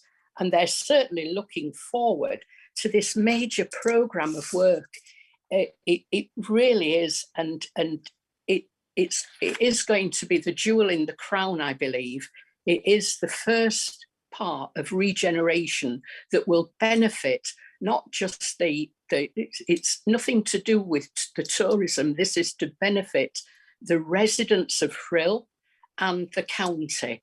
And so I and the residents of Rhyl are looking forward to this moving on to its finish. And I do thank Denbighshire County Council for keeping to the agenda and keeping Rhyl regeneration at the top of their programme of work.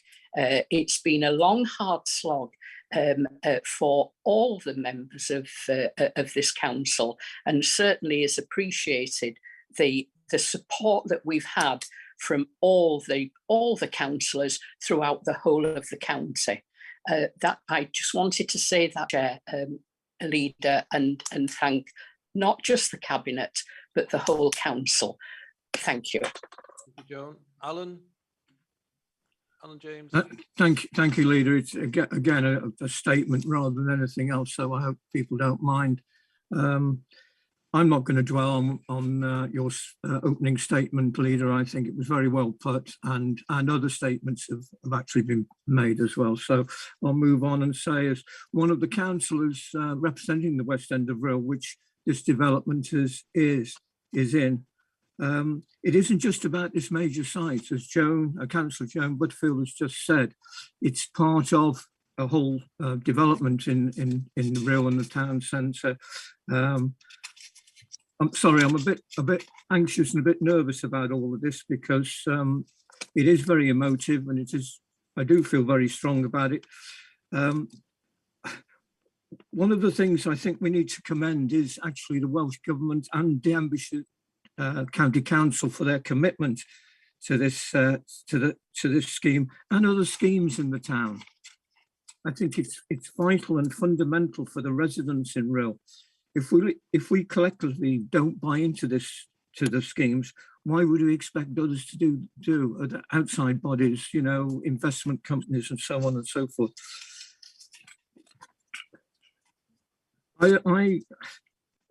There is a real buzz from the residents in the town about what they see, and they can actually see these developments taking place and the commitment that the council, Welsh Government and others are making to the town, and the focus that's going on in the town. And I fully support what is happening. I fully support what is taking place. And on behalf of the residents of Rhyl, I want to thank you all, officers, cabinet members, county councillors throughout the county, for your continued support. It's so important to the confidence of the residents of Rhyl, and for the county council, people that live in the county as well, to make Rhyl a better place for the residents, a healthy place, for somewhere that's really good to work, to live and to play. So thank you very much, and I long hope it continues. Thanks very much, Leader. I'm sorry about my nervousness and shakiness, but I feel very, very strongly about this, and I'm bubbling at the moment. But thank you. My enthusiasm for the town is just immense. So thank you very much. Thank you all for putting up with that. Thank you. Barry, please. Yeah, thank you, Leader. I won't go on about the person who we've been talking about, because if you're talking about loyalty, there's no loyalty there. He was with Liberal Dems, he was with Labour, he's now with Plaid Cymru. Loyalty is the word.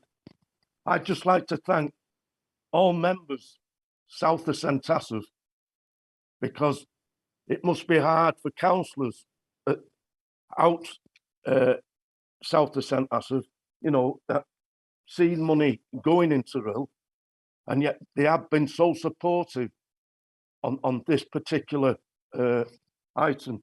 The Queen's Market is pivotal to RHYL.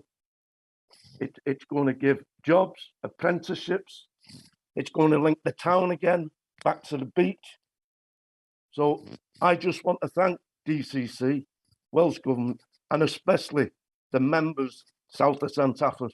Thank you very much. Thank you, Barry. Who, Irvin? Good morning, everybody. I'm not going to repeat what's been said, other than I support nearly all the comments. I'm the scrutiny representative on the Queen's Building Project Board. I just wanted to say I'm very happy with what's been presented to the board. I've kept a close eye on all the documentation. Everybody has been extremely transparent. We've all been kept well aware of the activities there. Nothing's been hidden. And I say, from a scrutiny's perspective, I have no issues with action so far. I'm sure we'll support the extra funding that's going to be required. What we need to do is where we are, not where we'd like to be. Let's just get on with it and get it dealt with. And hopefully we get some external funding to help us through this difficult time. Okay, thanks for that, Hugh. I don't see any other hands up from members. No, okay, that's the end of that. I'll ask the Chief Exec to come in before we come to the recommendations. Thank you, Leader. Brada, Pawb. Good discussion. A couple of points from me as your Chief Exec, if I may. One is I'll remind everybody of the 5 principles that we've introduced and the 4 values, and those 4 values of unity, pride, integrity and respect, and we'd like to all try and adhere to those where we can. Clearly, so I just thought I'd say that. In terms of thank everyone for members for their words of support to officers. We take on some difficult projects. We need to be brave when we do that, and sometimes we get a little bit blown off course. Some things come along that we weren't expecting, but we hold our nerve and we complete the project for the benefit of the towns and for the council. So I'd like to thank members for their support for officers. Personally, I'd like to say that I'm very proud of the regeneration work that we've done in RHYL as well as your Chief Executive. I'm happy to discuss our approach to regeneration in RHYL with any member in the council. More than happy to do that at any time. So there's an open offer to all members, and that can include a visit to RHYL. More than happy to do that. We can have a walk around and look at some of the very good work that goes on.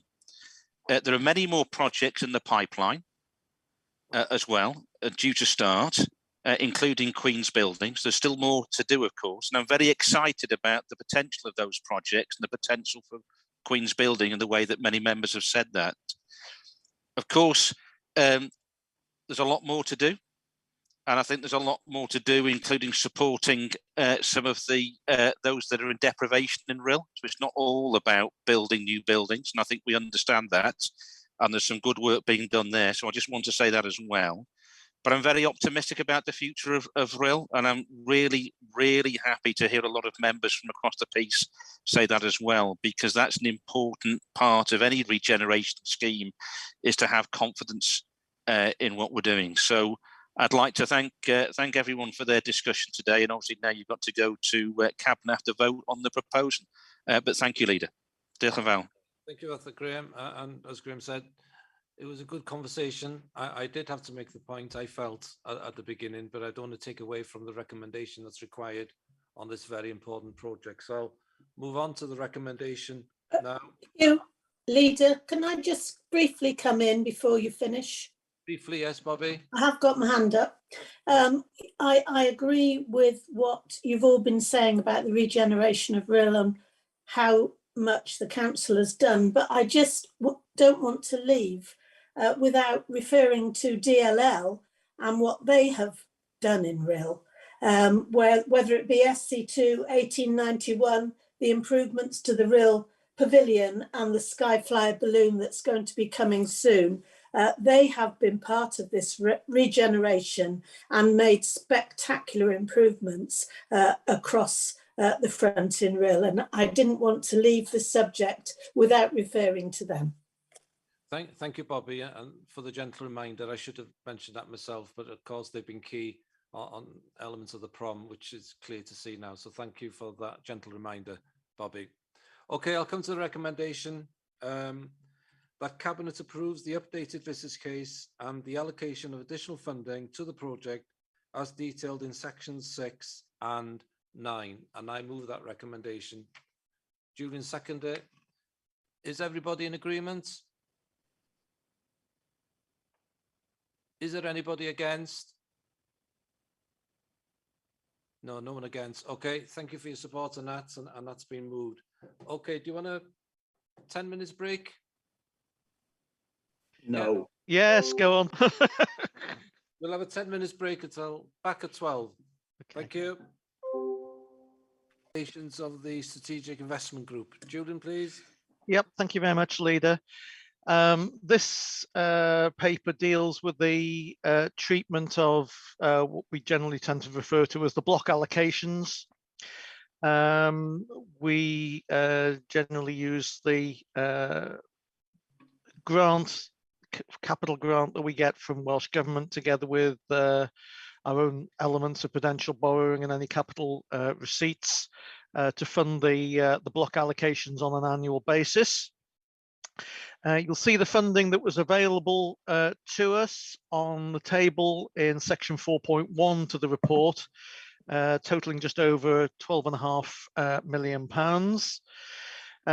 In line with what we've done in the past, with a couple of exceptions. The first being, you'll note there the prudential borrowing for highways, £4 million. That results from the notice of motion early in the year, which went to Cabinet. So that's obviously been included within this year's proposals. And you may remember from the discussion that I had over the budget in recent weeks that there was a reduction in the Welsh Government level of capital grant, and that we made provision in the budget for some revenue funding to top up our capital to make up that shortfall, and that's the just under £3 million.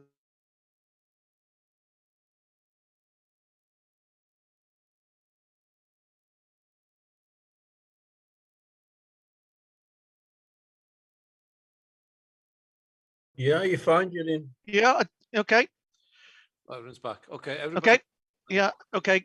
Well, everybody wave at me if I suddenly disappear. So we've got around about £12.5 million to allocate. Strategic Investment Group looked at the bids, which generally had been submitted in line with what had happened in the last couple of years. And the recommendations that you'll see are in Appendix 1 to your packs. So you'll see there, most of it is from the council funds. You'll see the £4 million for highways, additional highways works, including the PB highways, prudential borrowing for highways. And you'll see that just shy of £3 million that we put in additionally, that I referred to, which has been allocated against the school's capital maintenance works. Appendix 2 to your report goes through in a bit more detail the detail of each of the bids and what's entailed with those. Again, it's very much in line with what we've done in previous years, so I won't go through each of those individual items. I'm sure you've read them all. So I think probably as a general introduction, I think that's all I needed to say. Steve, I don't know whether you wanted to highlight anything. Thanks, Julian. No, I think you've covered everything. I suppose the only thing to mention is that we are coming to, it's not really part of this report because this is about the block grants. Really pleased with the package that's before you today, if you like. But we are, you might see it in the press. There's lots of announcements going on about Welsh Government funding for capital, and it's called displacement funding. So we'll be working hard in the background to make sure that we maximise all those income streams that we need to carry forward into next year. But obviously with the election, it's likely that we'll bring a report back in June, just to summarise everything that's happened over these coming months. It happened last year, and it's likely to happen again. We've already seen the start of it, so we will summarise all that at a later time and bring it to Cabinet, just so you're clear what funding has come in and what the proposals are for it.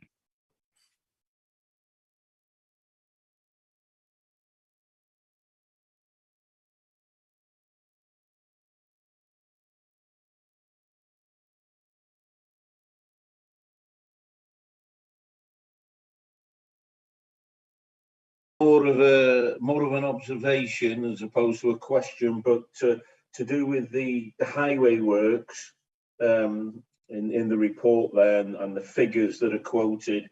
The brief description is improvement to roads and bridges. The sort of point I wanted to make was, going forward, bearing in mind what's happened with the Llanach Bridge, we've obviously got a bridge engineer. But the question is, and the point is, at the highest level in Denbighshire, are we fully aware of what the state of the bridges are? There is a list of bridges that potentially are at risk, without ringing alarm bells here, but I have been around a few bridges. I know that there are bridges that are on a watch list, a watch list. So my point is, would it be prudent in the next council to drill down a little bit more on that, to find out exactly, what is the position with our bridges? Some of them, as we know, built for horse and carts. Now they're taking 40-ton vehicles and all sorts of agricultural stuff, certainly in the rural areas. I think it'd be prudent to do some sort of more in-depth work to fully understand what might be lurking in the background in respect of bridges, repairs, and I'm loath to say it, another Llanach Bridge episode. Thank you, Brian. I'm sure that a survey has been done of all bridges. Yeah. Chair, if I can just respond, if I direct Brian towards the Appendix 2, which gives a little bit more detail in terms of what's actually covered. I appreciate the one-line one probably doesn't do it justice. There's, as I say, in addition to the 4 million additional capital expenditure, there's a 710,000 block allocation for structural and other repairs, which includes normal bridge type stuff. And there's also a £403,000 allocation for bridges specifically, which is the 6th year of the 10-year plan that we actually started, obviously 6 years ago now, to actually look at all of our bridges. In terms of your question, Brian, that survey was carried out 6 years ago. Whether it needs updating, I don't know. You would obviously be in a better position than myself to comment on that. But at that stage, there was a 10-year plan drawn up, and we're now over halfway through carrying out the works that were identified as a result of that survey.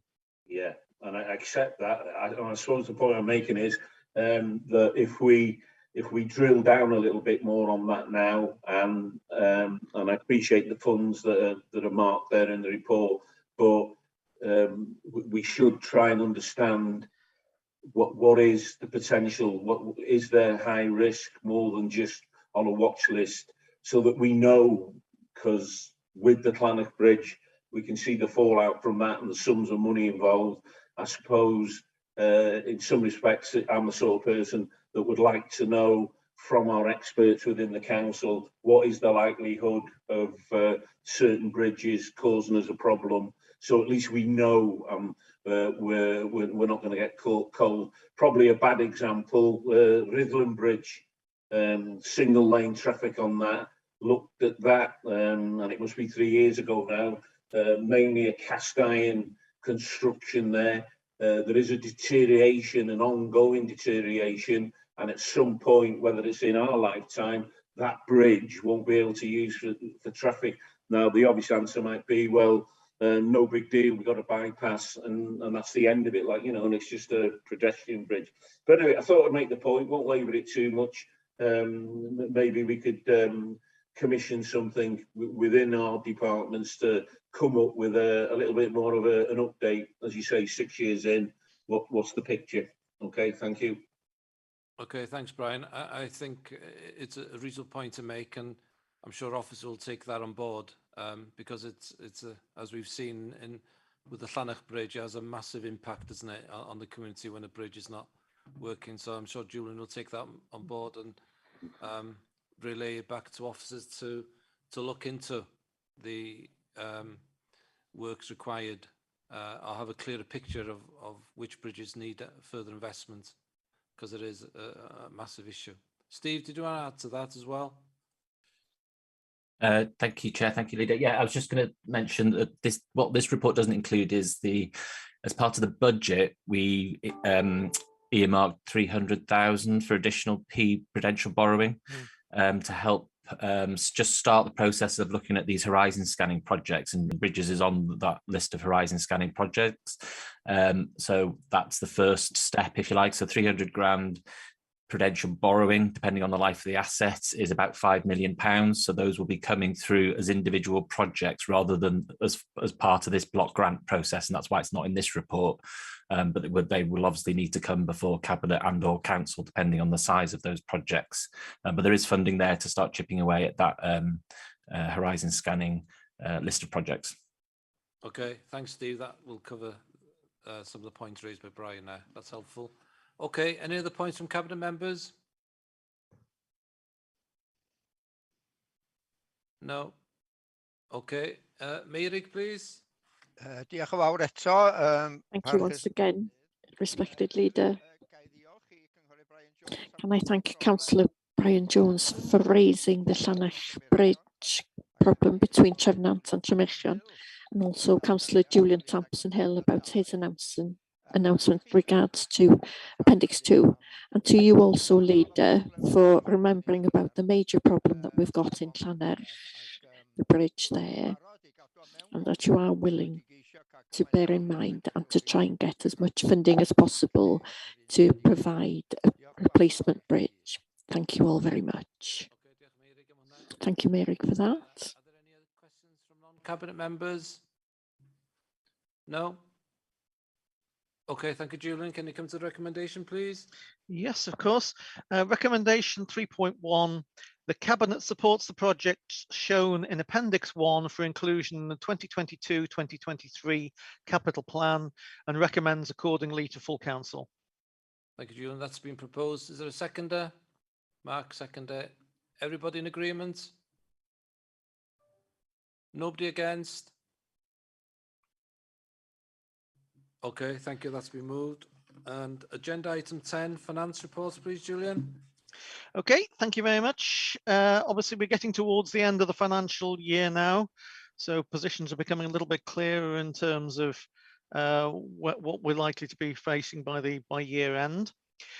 The projected overspend, as you'll see in the report, has reduced slightly from what I was reporting last month, down to just over £1.5 million.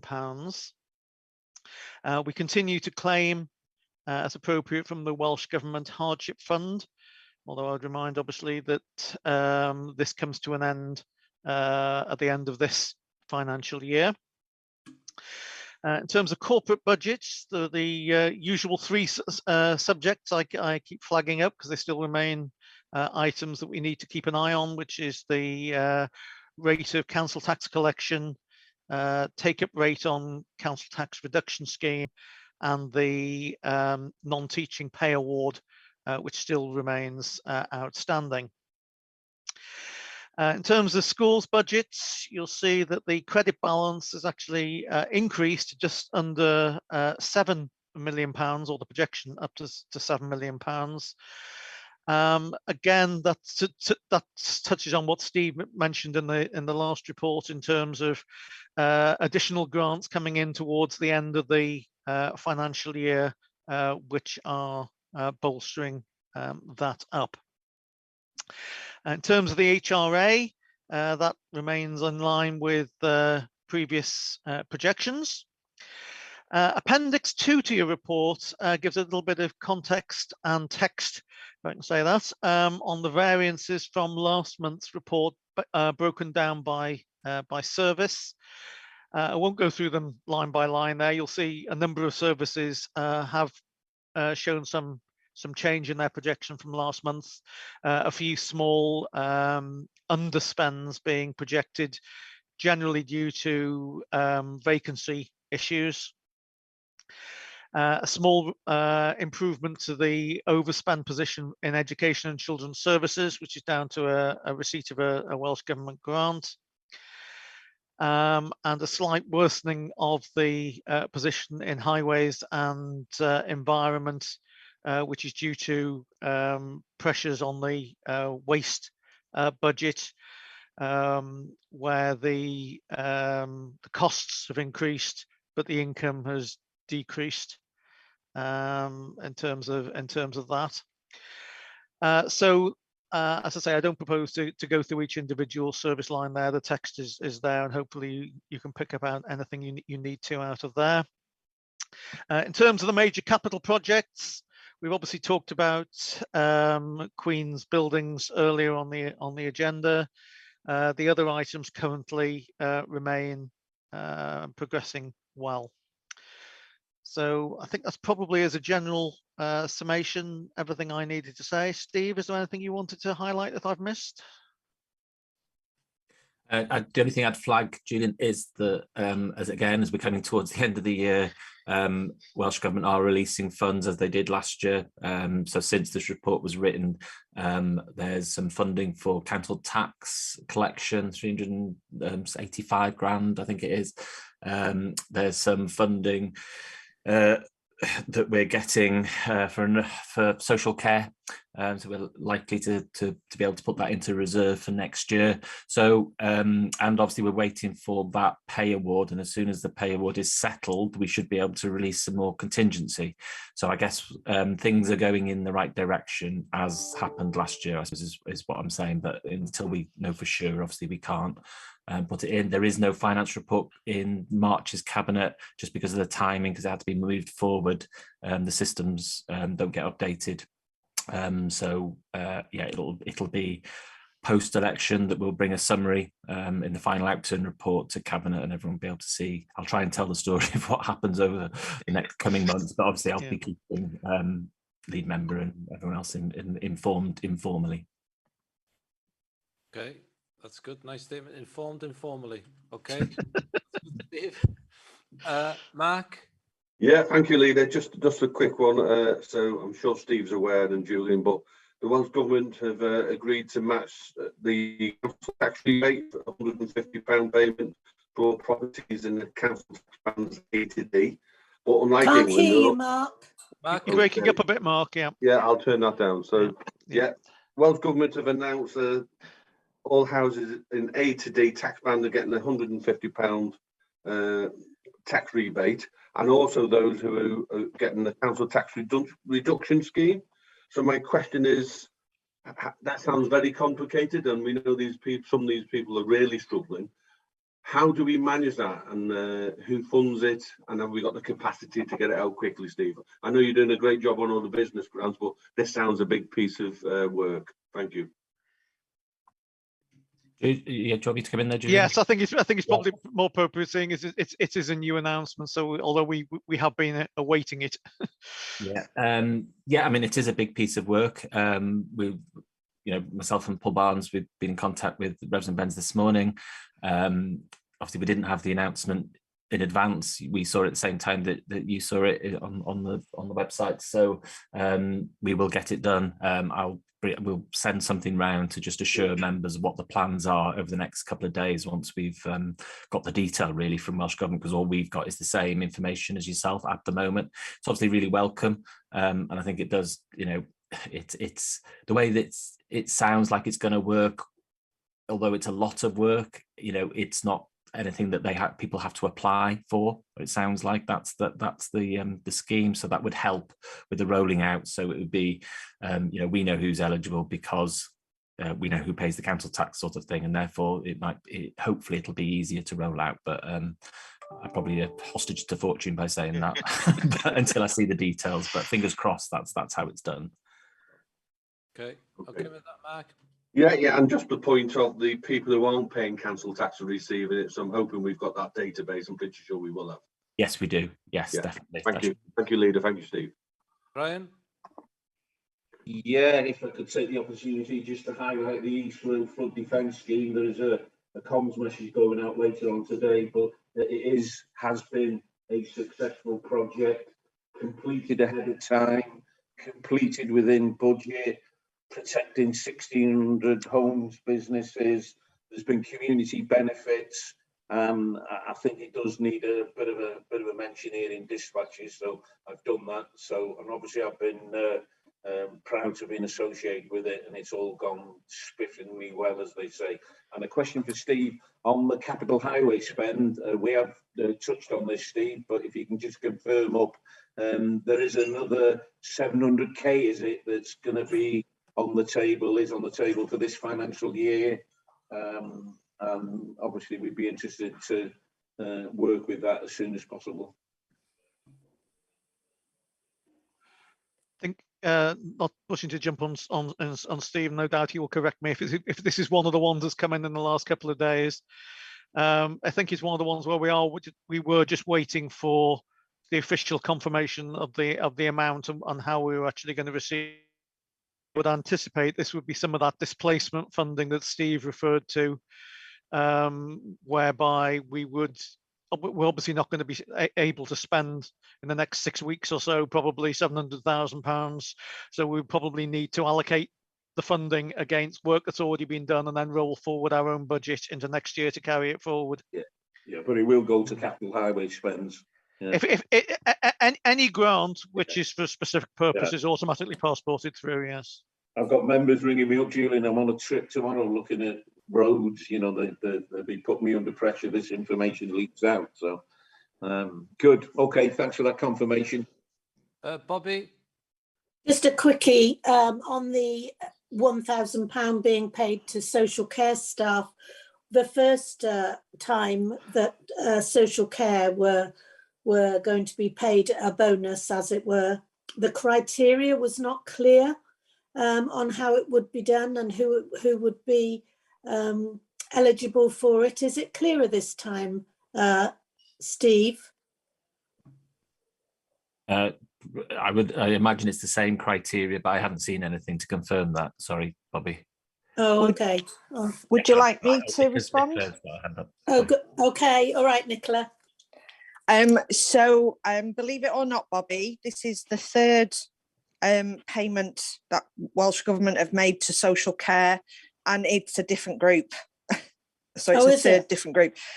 This payment is a retention payment for those who are already working in social care, but it's for those who will be beneficiaries of the real living wage when that real living wage is passed through from Welsh Government through local authorities to employees in April. So for those individuals working in social care who will be eligible for the real living wage, they will be able to have this retention payment now prior to that new real living wage being passed through in the new financial year. So it will benefit those already who are going to who receive that, but not those who perhaps won't receive that. So for those who work in the sector, sort of, cook or maintenance, people who work within social care, they will not be eligible because they are not registered as social care workers, and therefore they would not be eligible for the real living wage and therefore not eligible for this retainer payment.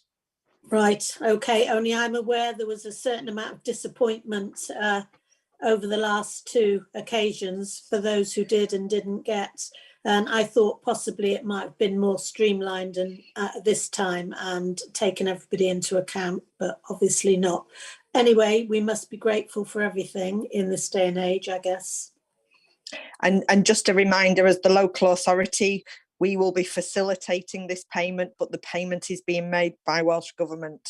So yes, it's not a Denbighshire Council policy. This is a Welsh Government initiative. Loosely translated, we get the blame when there's any delays. Okay. You said that, Julian. That's fine. Okay with that, Bobby? Yeah. Thank you. Any other questions from cabinet members? No. Okay, Meirig, please. Diolch eto. Thanks again, Leader. First of all, can I thank Councillor Brian Jones for giving us an update on the area. If we did have a major storm and the sea came over, it's likely to reach Puddlewithen, isn't it? Page 175, we refer to what Treasurer Steve Gadd said. Are things improving with planning applications and building regulations with regards to income coming in? Because things seem to be moving in that sector. If you could confirm that, please. And then jumping to page 179, Appendix 4. It's in your portfolio. What's the situation now with Ysgol Llanfair Dyffryn Clwyd? And is there a date when it's going to be resolved? I think interest has been shown in the former school site, but this seems to be holding things up. Thank you, Merrick. I'll answer the first question because it's local to me. There is a local group working on projects that would be sustainable in order to take on the former school site. It's not that easy, and they have undertaken a great deal of work. They're also in discussions with the county council, informing the local authority what's happening. So there are regular discussions between the local group and the local authority. Sorry to interrupt. Has anything happened with regards to resolving the transfer to the new school? In the report, it says that things are outstanding at the moment with regards to the Church in Wales and the land. From my understanding, says the leader, the church has given the site that the school is on back to the county. The report doesn't say that, says Councillor Davis. That's what I think has happened. Maybe I can come back to you and confirm that properly. I'm just trying to support you. I think that's what has happened because this local committee, this local group is trying to work on the project and to transfer the asset to them.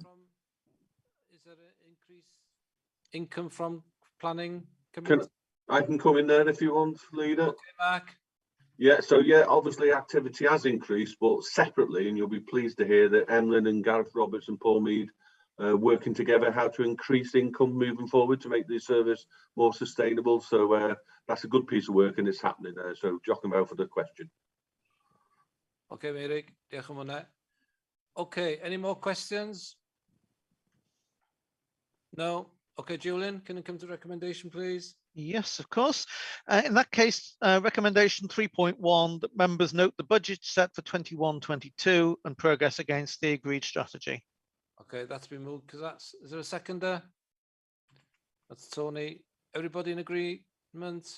Nobody? Yeah. Yeah, that's fine. Thank you. And the last agenda item is the Cabinet Forward Work Plan Gary, could you just take us through this, please? Yes, Leader. You'll see that on the 15th of March is the next Cabinet meeting. That's been rescheduled from the 22nd of March so that it can take place before the pre-election period begins on the 18th of March. There are a couple of changes. The North Wales Consultancy Framework item will now come in July, and there is an item from a scrutiny committee to come forward. You know that as a standing item on the Cabinet agenda is any items referred by scrutiny. And for March, the Performance Scrutiny Committee are submitting an item on the eradication of non-recyclable goods in school catering services, seeking Cabinet support to lobby Welsh Government in respect of that agenda. Good. Okay, that's good. Are there any comments from lead members on the forward work plan? No? Okay, thank you for that, Gary. And that brings you to the end of the meeting today. Meirig, sorry, Meirig, Meirig, you wanted to come in? Yes, just very quickly.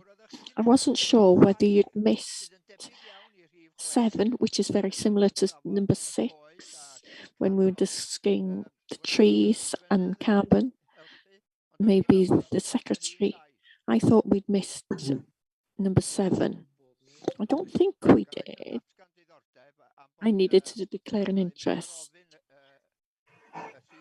because I might be making an application to the council with regards to 7.